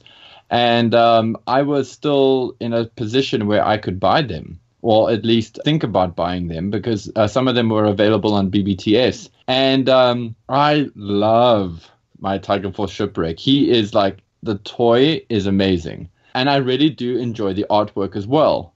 And had he not been up against Jinx, perhaps he would have gotten it today. But I really love that Jinx artwork. Like, I am super hot for that Jinx artwork. It's actually part of the thing that sells that toy to me. Because when I saw the artwork for it, I was like, oh my word, I hope the toy looks as good as that. And then I saw the toy and I was like, they're amazing, because I'm also a big fan of Jinx. I think Jinx is a very cool character and is kind of underutilized in a lot of ways. Maybe she's used better now in the comic book. But I was like, wow, that's going to be my sort of de facto Jinx. Because I had missed out on the SDCC, or let me get my chronology right here. I can't remember if the SDCC Jinx had been announced yet, or if I'd missed out on her. But either way, I was like, this is the Jinx, to rule them all. So yes, the shipwreck artwork is actually very cool. I hear what you guys are saying about the gun. It has never really bugged my eye. Personally, I do think the blunderbuss is the better looking gun, but they once again had to sell what was different about this toy. And aside from the Tiger Force deco, they had to show that it came with something else. I mean, technically, this is meant to be Marujo and not really Tiger Force Shipwreck, but it's Tiger Force Shipwreck anyway, for starters. And yeah, I get it, and it's cool, but if this artwork is against anything else, I may have gone more with the Shipwreck, but it's against Jinx, and this Jinx is fantastic, dude. I'm sure anybody that looks at this artwork will probably agree with me and say that Jinx is the winner. You guys have said it. I mean, she's got this great cheeky look on her face. She's got that smirk. She's in control. She's going to dominate. And also, once again, extremely sexy for not being oversexed, if you know what I mean. Like, it's not dirty. It's sexy. Cool. Anyway, yeah. Chris and Cooge, have either of you guys got a spanner to throw in Jinx's works? I don't love those weapons. I mean, if I had the figure, what are you going to do? Like, chop up a salad? I just don't know how lethal those things look for me. But, lethally delicious. Thank you, brother. I'm going to go with Shipwreck. Just because I'd probably play with him more, and the card art still works for me. The M60 is overkill. I mean, poly on your shoulder should be enough. And you got those hooks or whatever those things are flying at you. So it still works. I'll go with Shipwreck. Right. Okay. So I haven't really come to a conclusion, because both things are doing my head in, right? Jinx is gorgeous. It's amazing card art. And I like the fact that because they were using the cancelled Jinx, figure, cancelled City Strike Scarlet figure, that I like the fact that they went and said, well, let's rejig the artwork a little bit. But what I think they should have done is they shouldn't have used Rachel Nichols' likeness, which I know it's it's covered for the most part, but I just think that it's Jinx. It's not Scarlet from Rise of Cobra. This is Jinx. And I'm just a little. It just bugs me that they didn't do something else with that particular face. And I'm guessing there was an element of maybe time constraint or something. But if you look at the City Strike Scarlet, she's got like a friggin'. It's like a lamprey helmet on. Like you can't see her face clearly anyway. So it's funny to me that they went out all the way and utilized what is effectively her cheekbones and lower mouth, and then the top of her head kind of thing. So I think that's kind of weird. But in terms of the actual artwork, it's gorgeous. I think Jinx completely trumps Shipwreck. But I love Shipwreck for the nostalgia, but for the same reasons that you guys are saying, the gun, if that's a shorter gun, it works better on the card for a start. Because if you look at it actually on card, that gun disappears behind a bit of the bubble and a bit of the text, and you end up, it almost looks a bit bent and out of shape. And that's kind of not what if you're using a rifle, you want that in clear view so that you get that nice the nice lines going on there. And I kind of feel that's broken up a little bit on the card itself. I'm just talking from a technical aspect there. We're looking at it with the figure on the card. I'm starting to think that there is a sort of maximum angle that artists are encouraged to stay within. Yeah. Like the gun cannot point to the viewer within a certain number of degrees, so it always has to deflect away by quite a wide margin. That makes a lot of sense. I'd be interested to ask Adam if he if that is indeed a valid constraint. Like, it can't be literally looking down the barrel effectively. Yeah, absolutely. And in fact, it can't even be slightly looking down the barrel. Like, but then again, wide scope kind of dances around that. So you can actually see the back end of the barrel on wide scope's card art. what I would add to that is just that when you have something like a gun pointed at a viewer, and it's not like, this is not some kind of weird PC or sort of social ethics thing, you know, with regards to packaging artwork thing. Okay. Yeah. It's just that the silhouette doesn't read that well. No. It's very difficult to to have something pointing a gun at you and then still maintaining a very cool silhouette. And the thing is, it's even more difficult to do that and not ape a popular artwork that has done that before. So in other words, it's very difficult to do something cooler than what guys like Jim Lee have done. You know, and it's very difficult to do that and sort of beat Frank Miller, because Frank Miller's foreshortening in Sin City is fantastic in a lot of ways. Like it's really dynamic. Like he nails it. And Jim Lee, well, closer to home, Mike Zeck on like a roadblock image. There you go, right? The famous roadblock pointing the gun at the camera. Yeah, there you go. And it's a difficult thing to pull off artistically and still make it look attractive, because the problem is, as soon as that's even a little bit wrong, the human eye will see that, you know, the subconscious will perceive it as being very off, and then the whole figure, everything relating to the figure gets muddied.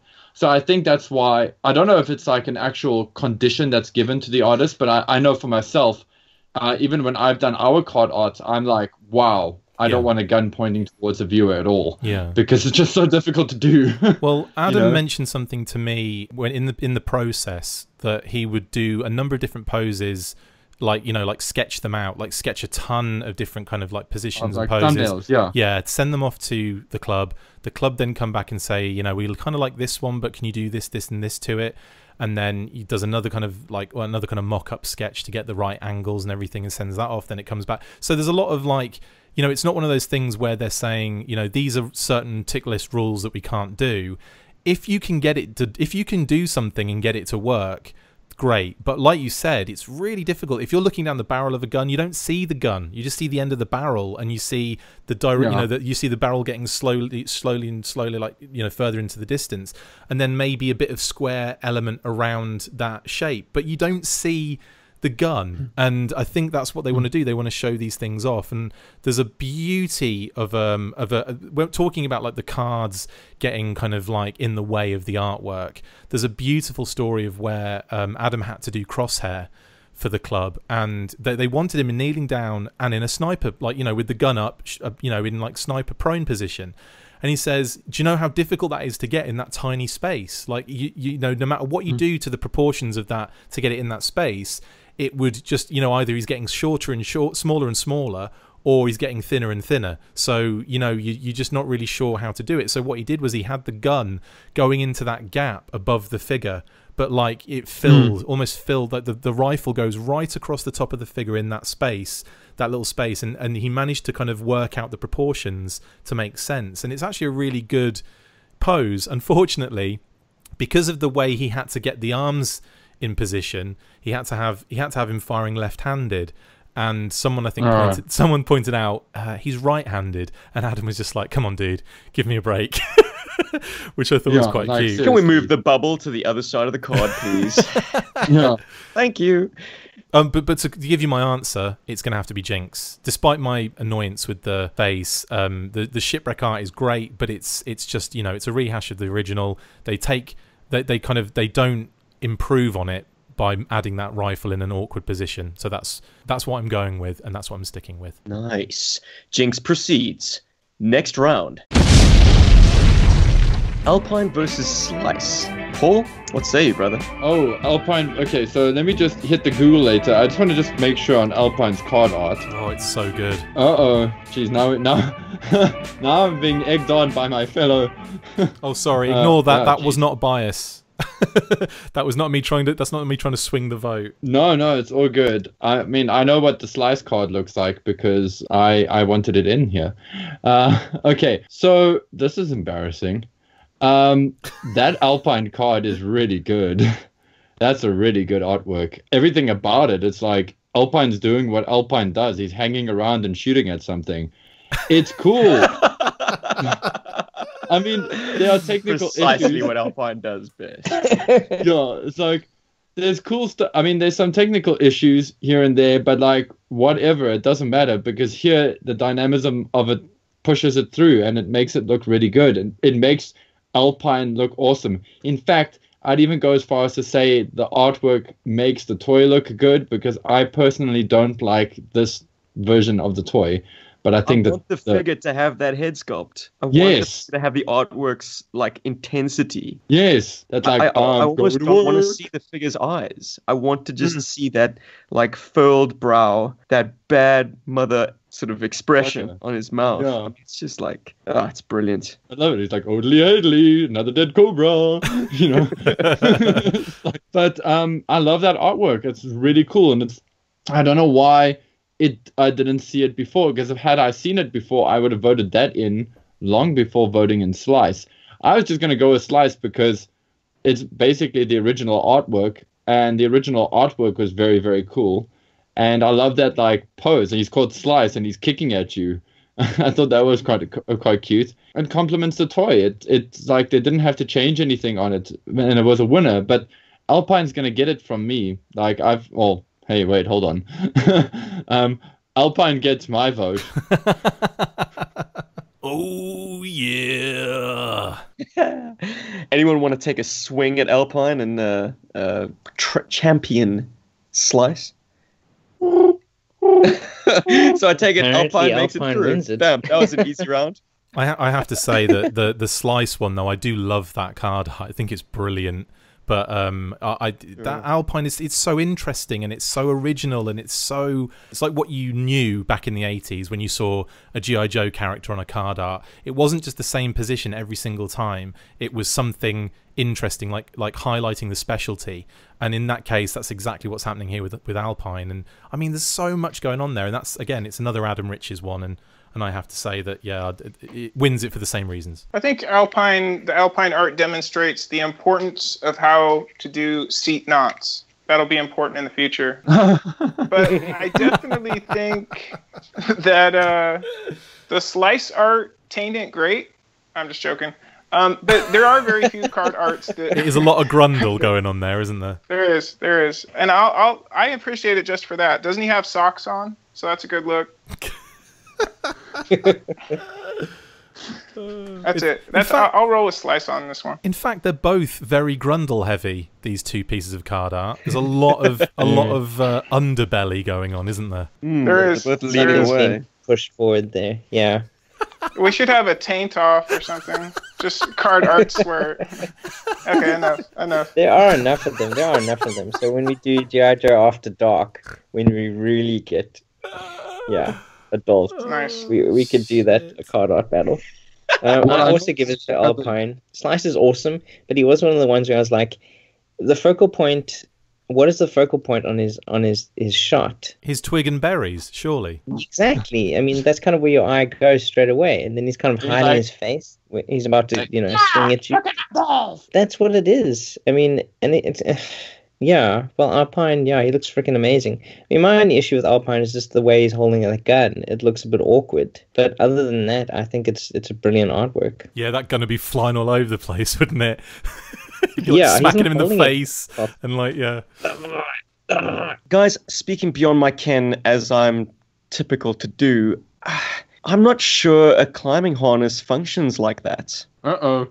I mean, I've been abseiling a handful of times, and the rope that you descend on passes through the front carabiner and round it does. the back. He's not going anywhere. He's literally just hanging somewhere. He's literally dangling off the end of his rope. He's not in motion. This is the restriction of using just like you're only being able to use the toy and what comes with the toy as part of the because they can't do something that it doesn't do, if you know what I mean. Sure. Like there was a couple of times in some of the vintage line where you'd have a feature on the card art that it didn't actually do, and they would get in trouble for that.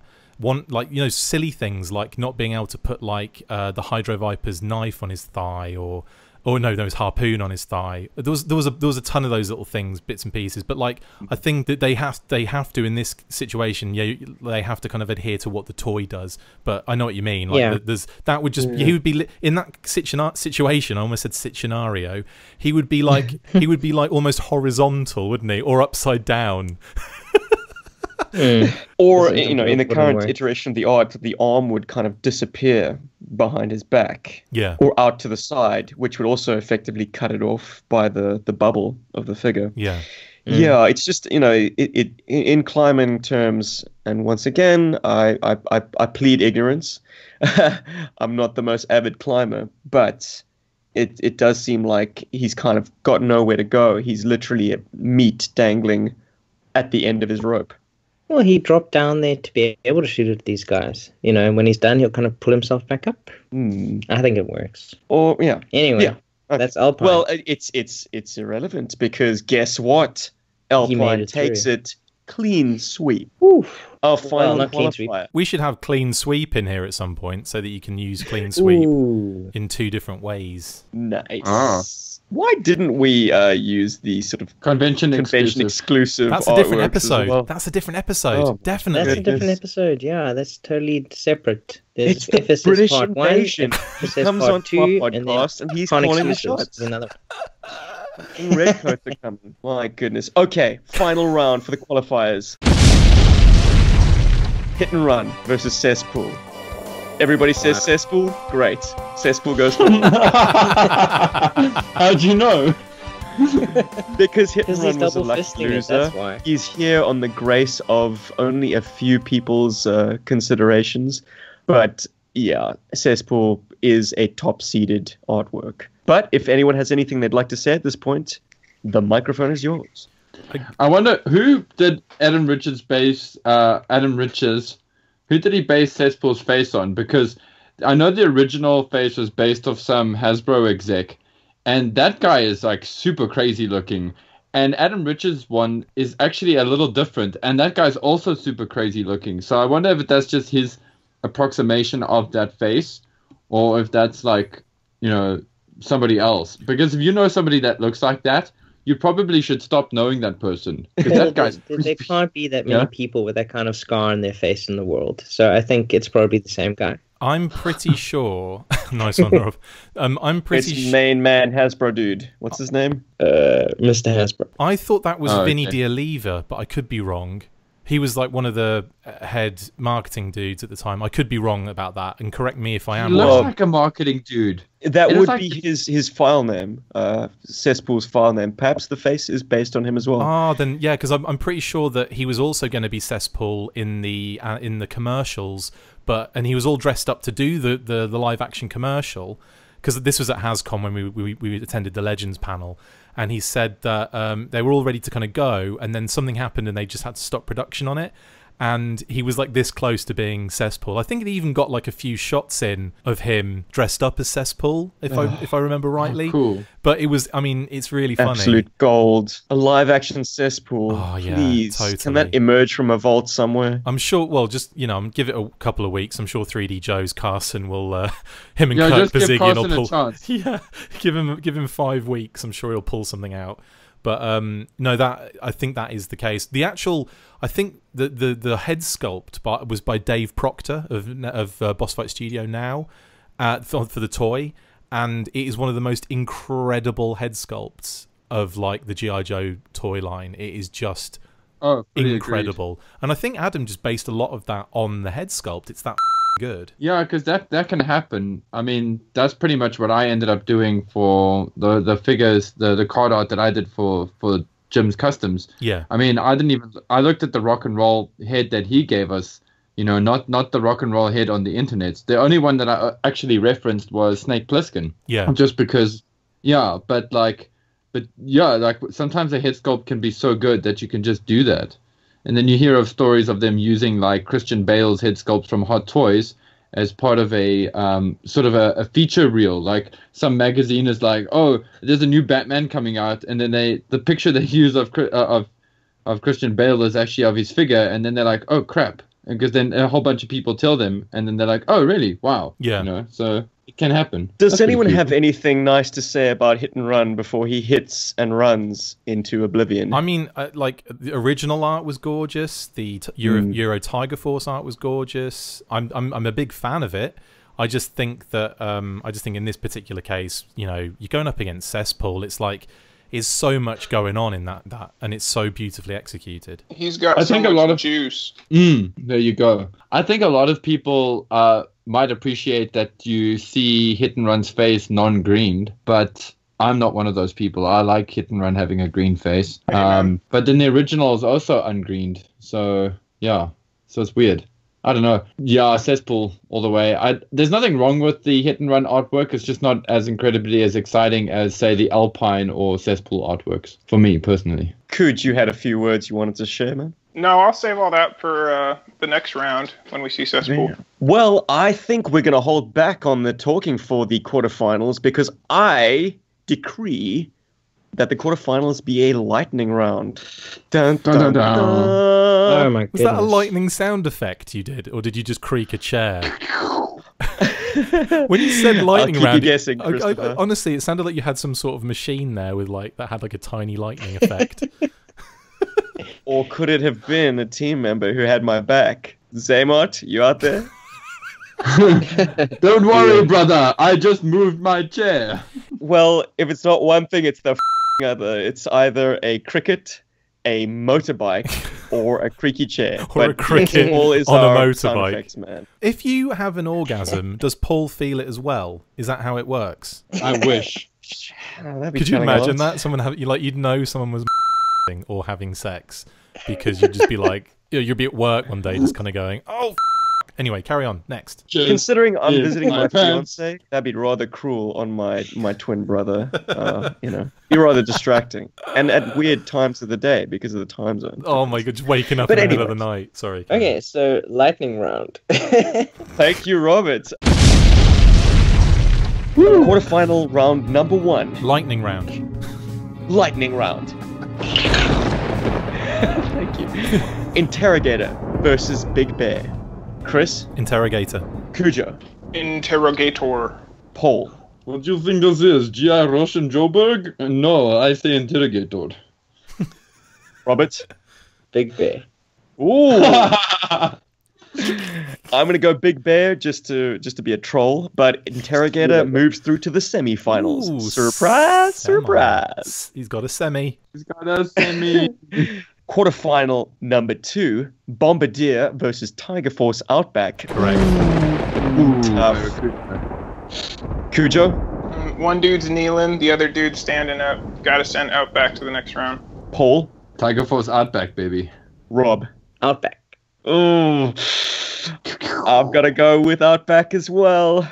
Ooh. Sorry, Chris. I'm going to go with Outback. Okay, Outback, clean sweep. Because it's just the most epic art ever. Spoiler alert. Yeah. It's so cool, yeah. And we have to buy that toy now before this episode makes it shoot through the roof. I have it. And so B, it's before Oh, it's already there, dude. Oopsie. $2,000 at the moment. Anyway. Quarterfinal number 3: Sorry. Desert Scorpion. Desert Scorpion versus Jinx. Paul, Jinx. Rob. Desert Scorpion. I'm gonna go Jinx. Chris. Oh, f***'s sake. I'm going to go... Lightning round. I'm going to go... Desert Jinx. No. Scorpionx. No. I don't know. They're too closely... Desert Scorpion. No. Jinx. Definitely Jinx. So that's. Well, man. you're about to get stung because Desert Scorpion moves on. Nice one. Thank you, Cooj. Does he? Sorry, I lost count. No, Jinx moves on because Chris took so long. He defaulted to the beautiful woman. So it's 3 for beautiful woman. Me and Cujo being the animal companion, animal rights activists. Actually, apparently no one cares about animals up in here. Only about women. Oh, so did Jinx go through? Jinx Yes. definitely made it through. Thanks to you. They're both dangerous, Rob.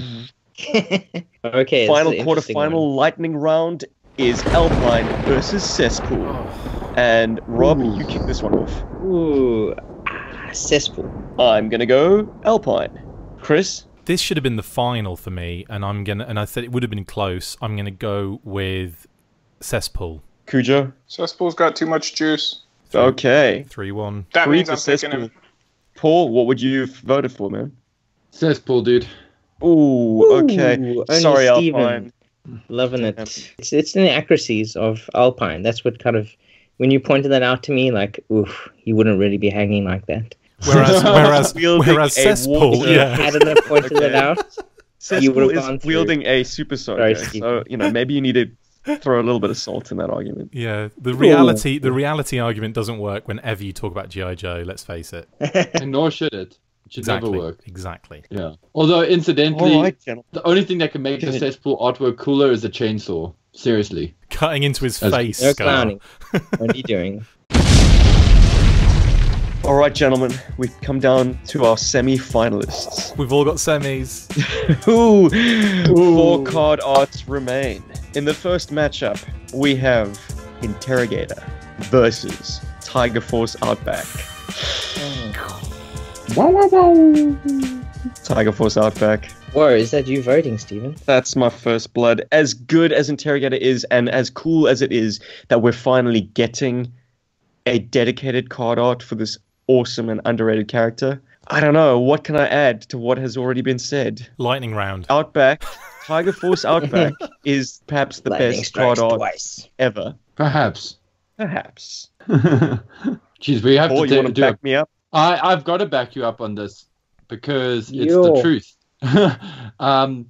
Like, Interrogator badly needs a card art, and he badly needs his own card, to be honest. He needed to be a single card release figure anyway. But yeah, man, that Tiger Force Outback is just the shit. And I mean, I just hate this because every time I open my mouth and say how awesome it is, I just feel the price of it going up on eBay. Just every time. Ching, ching, ching. But at least Interrogator's cheaper now. At least for now. Well, is it better though? Because I mean, at least in the case of Interrogator, it's a complete artwork that's been built and made for that figure specifically. While with Outback, they've had to adapt that. I mean, that's probably why Hit and Run went out so quickly. It looked like the gun he was holding was like added in Photoshop later. I mean, they make it so obvious with that white outline. It's a lot more noticeable in the Hit and Run artwork, but on the Outback one, it's not as noticeable. But knowing that isn't necessarily, that they incorporated fairly well, I think. It's not perfect. I mean, if you look at his left hand, he's not really holding it. It's more like he's got like a fist and he's kind of just resting it on the backpack. Like, how is he actually holding that up? I don't know. I'm just throwing some thoughts out there. No, Good point. Definitely good point. Totally good point. I agree. I think the white outline is one of those kind of annoying things. It's been used throughout G.I. Joe lore and in artwork anyway. Like, you go back to some of the vintage stuff, you'll see that white outline utilized a little bit. And it got to the point where they kept saying, right, we don't want that white outline anymore. And to the artist, again, this was in that Legends panel at HouseCon as well, and they were saying that, we kind of need to do away with that a little bit if you can kind of minimize the amount of that white outline kind of stuff. And I feel like it works to a certain degree with some elements of the art, but when you do it around the entire backpack, it's almost like it just looks like it's been stuck on there. But again, I still think that art is amazing. Like, you even with that with it, I look at it and I just go, yeah, that is.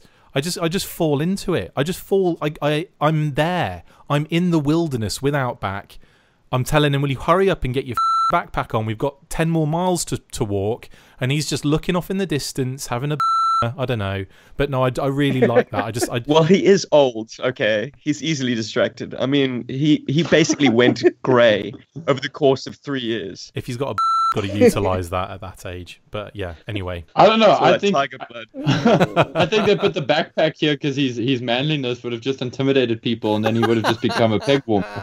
So they put the backpack intentionally. I mean, I'm looking at the original artwork, which has got like some fluffy clouds painted in the background, and it's got a bit of a, mountain and I'm range. like, and then I'm looking at the original Tiger Force one, which has got a very different contrast level, but also You know, this one's just more Tiger Force lightning around it. Yeah. I don't know. I think this is one of the few times where the original is just so good that it just comes through, irrespective of the backpack. Big time.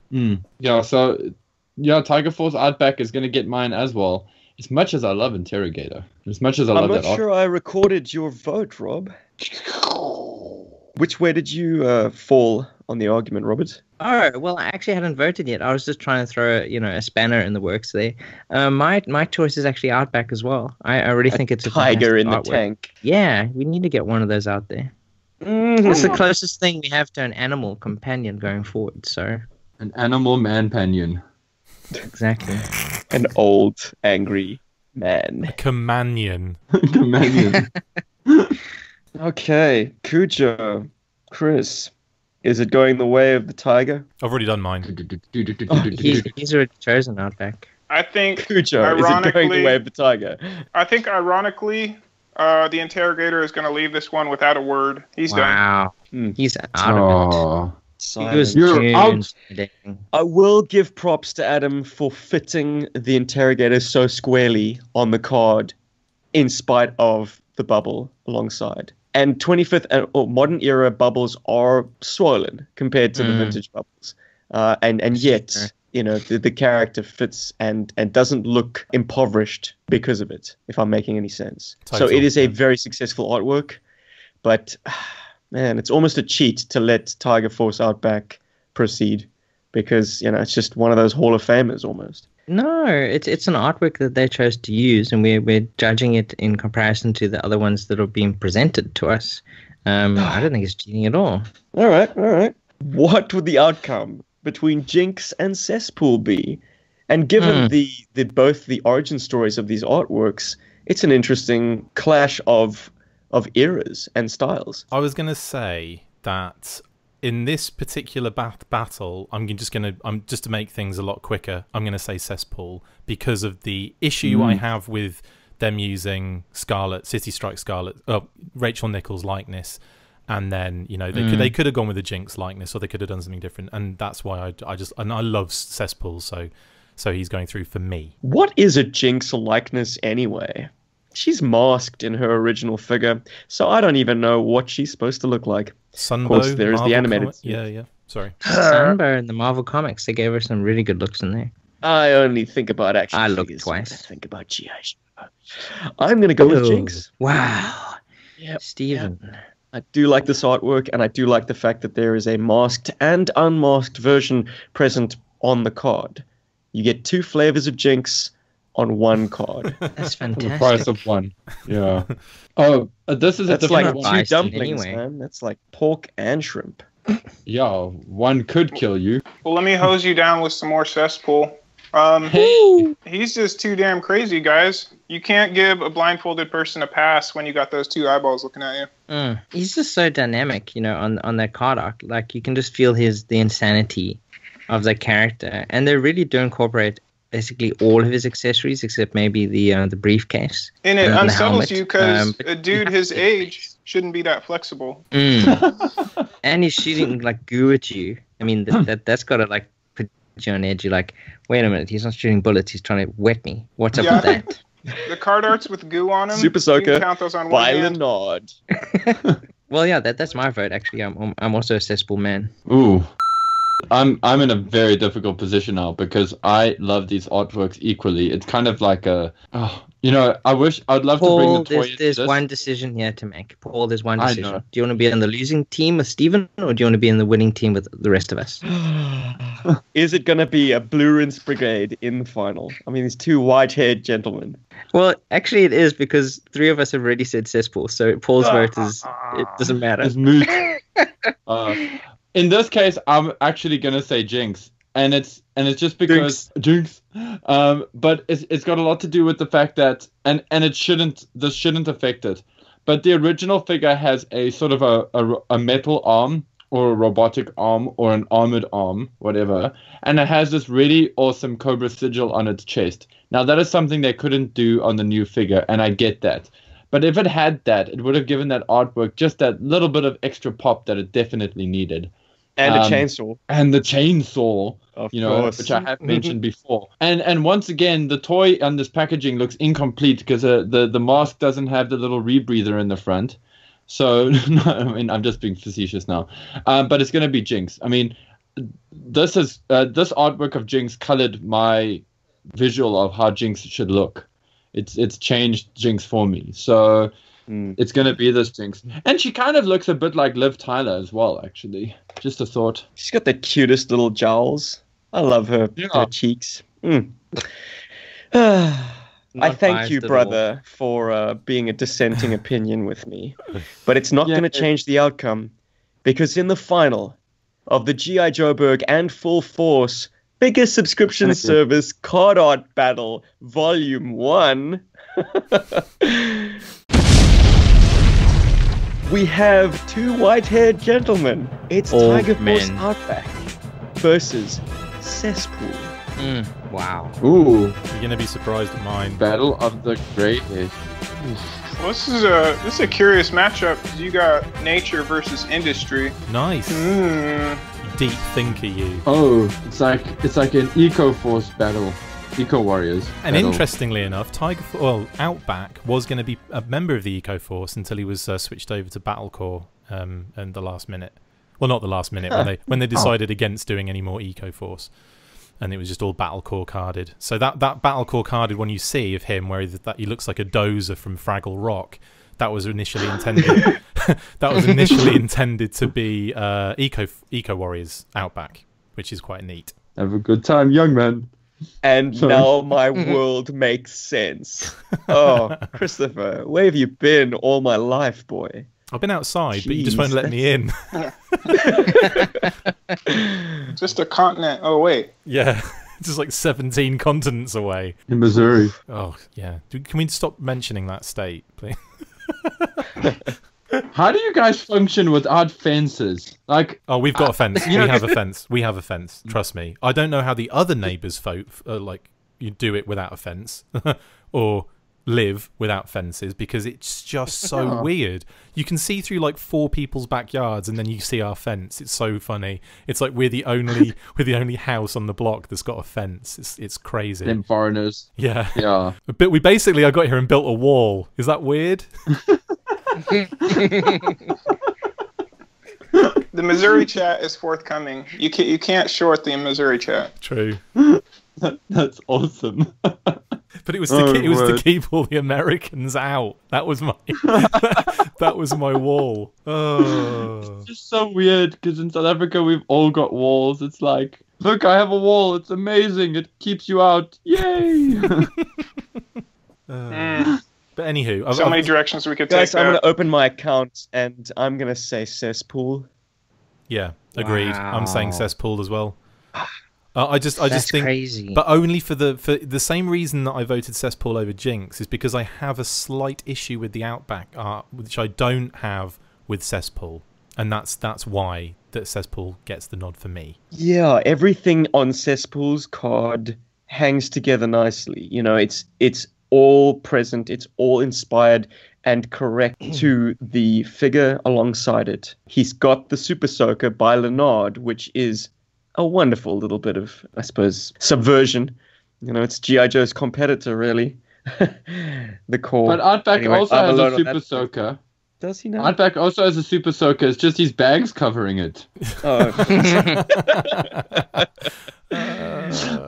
God. The head sculpt and the artwork on the face is just amazing. It's kind of cherubic. He's got this really like cherubic. You cover it's the two-face factor. You cover up the one side of the face and it's whole, and then you see the other side and it's crazed. But whole. Yeah. The craziness, it moves over. I mean, he's all kinds of crazy. He's disfigured and crazy, and I don't understand how he can function with so much flesh missing on his face. It's just, he is some hideousness. Another little anecdote I can throw in here is that when Dave Proctor sculpted the original, not the original, but the head for this particular figure, he did the scar so detailed that the club asked him to wind back a little bit on the details. So even that scar is amazing on the figure, but it would have been a hell of a lot more disfigured and gross and deeper and have more things going on in it had Dave had carte blanche on that. So they asked him to wind back on the intensity of that particular scar, which is quite cool. Wow. I heard it was because Tombstone had scar envy, so they had to dial it back.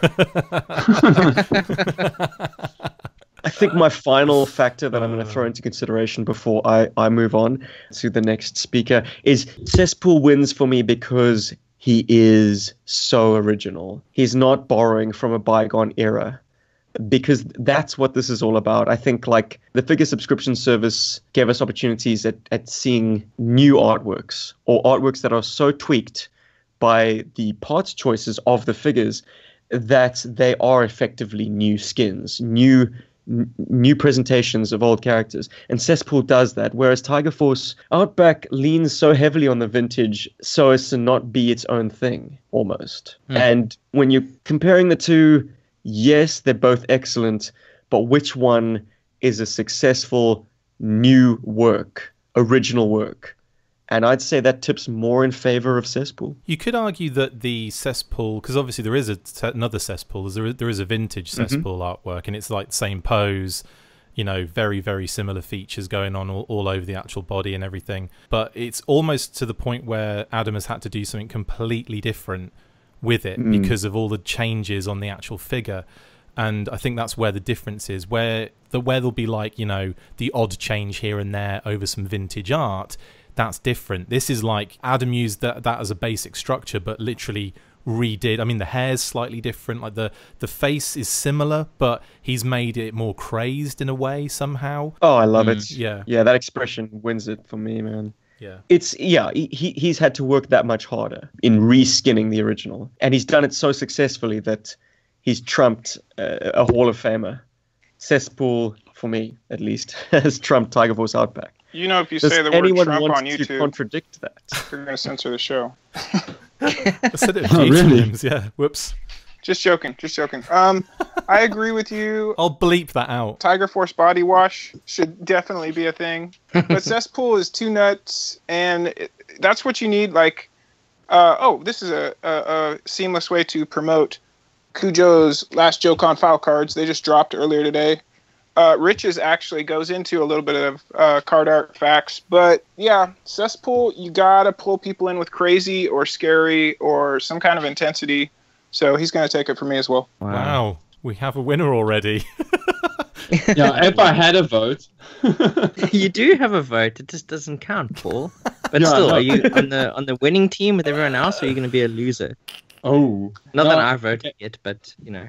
No, not that you voted yet. Yeah, I'm probably gonna like sing Cesspool's praises as well.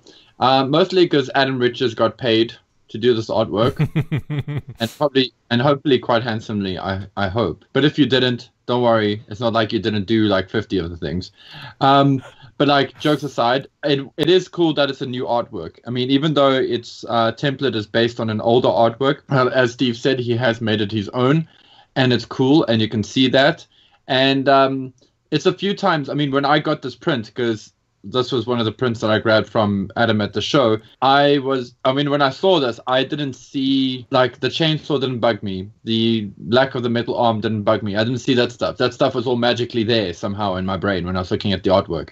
So he managed to nail that. And that gun, that gun in the front is very, very cool. There's a lot of great things going here. And yeah, viva la new artists doing artwork for card art. You know, like, it's all cool that we celebrate the old guys and whatever's, like Steve has also mentioned, but it's good to see the new guys getting paid for stuff, you know? And yeah, this artwork's cool, man. It's a cool artwork. I would put it on my wall if I had space for it, but at least I have it as a print, which is rare for me as well, if anybody cares. So, yeah. I also give it to Cesspool. I mean, it's awesome because it is basically the exact same pose, but as we've all said before, he had to adapt, you know, the look of the character to what the figure looks like, and he's done an absolutely amazing job of creating something brand new, but also that calls back to the original artwork. So that it's really cool that we're able to feature and choose something that's brand new that calls back, but isn't just the original art with a slight, you know, Photoshop going on there. You're a very cool Father Christmas but I have to give it to Two-Face because he's doing Flawless while you're just victory. knowing. Would we call Perfect. Would we say that Cesspool has had a clean Perfect. sweep?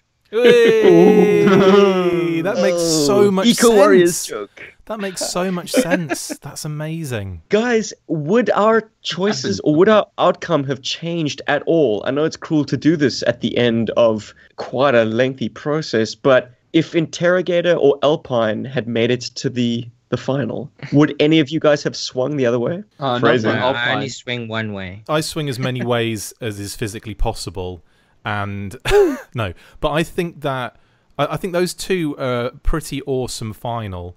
I did say when we got to, I think one of the quarters, was it? I think I said something like Alpine and Cesspool would have been a really good final. I think that too, especially in like the newer kind of art. I think that would have been a nice kind of like versus battle. But I think it's really nice that we got one vintage and one kind of, you know, modern to, you know, fighting for that position. It was like almost you had one from each camp. And I would say that Tiger Force Outback, out of all of the vintage artwork, stands out for me. It's certainly one I remember more than any of the others. You know, if someone says to me G.I. Joe card art, it's always Outback that springs to mind. And now when someone mentions FSS, I'm not sure what you guys thought when this idea was being batted around. Were there any that jumped out at you without checking? Because Cesspool certainly was one for me. Yeah, that's actually how I did my list. I first wrote everything that I could remember, and then actually went online to go and look at them properly. Good idea, yeah. Yeah, so Cesspool, Jinx were two that stood out for me as like they had to be on my list. Big Boa as well, but then when I looked at the card art, when I looked at the art again, I was like, why? It's just the original artwork. Yeah. See, that's something I tried to do as well. I tried to eliminate as many sort of Photoshop redos as I could. I tried to do that just because I wanted the card art to be about the new card art. So, I mean, that's why, like, Psych Out was another one. Because I kept seeing Psych Out's card at the show, actually. And every time I looked at it, I was like, I want to buy that. You know? Yeah. You know? Well, the most interesting thing for me is actually when Stephen gave us this list, I already chosen Cesspool as the winner. And I basically predicted that he would win this entire thing. And that the final would actually be between Outback and Cesspool. It's a fix. Predictotron Interesting. 1000. Yeah, dude. Jeez, Rob. I mean, there So were what are some the lotto choices numbers that- again? Well, there were some choices that I didn't think would go through. But- Croatia. yeah. I didn't think Croatia would go through. No, not at all. And Spoiler alert. Jeez. But anyway, remember, don't spoil it. Stevens is still very much a big soccer fan, and he wants to watch the footy. Lols. Oh, When he gets forget the it. chance, he's Who won recorded the it. final? Come on. Croatia. Bosnia. Croatia is the World Cup. Wow. That's No, it's amazing. France. It's France. Oh, come on, you. Because that would have been awesome. There was a girl I had a bet with, and that would have worked out really nicely for me. Oh, did you also not know, Paul? I've got a cool yeah, story right. about Croatia and a girl as well, but that'll be the content for another podcast, or keep that one off the record, perhaps. But yeah, hence I had an interesting interest in Croatia taking the cup. But damn it, okay, Sorry, dude. yeah, France won again. it was 1998. I was in Slovenia watching the cup quarterfinal. Anyway, So that's the winner, Cesspool. I predicted the future, and I was right. Even though And Stephen that's is in the future. I am, and I I'm knew. going to rejoin my future wife in bed. And I'm going to thank our illustrious panel on this episode, with special mention to Diagnostic 80, Hi. Christopher McLeod. Thank you. You are a font of wisdom, you are invaluable, and I'm glad you're part of this team. Oh, thank you very much for having me. It's been an absolute blast, and yeah, I can't wait to edit the next show for you guys. Full force. I'll do one of yours. How's that? I mean, you keep them down to about half an hour, so... You can have one of my think 10 I'm just- hours ones. Oh, really?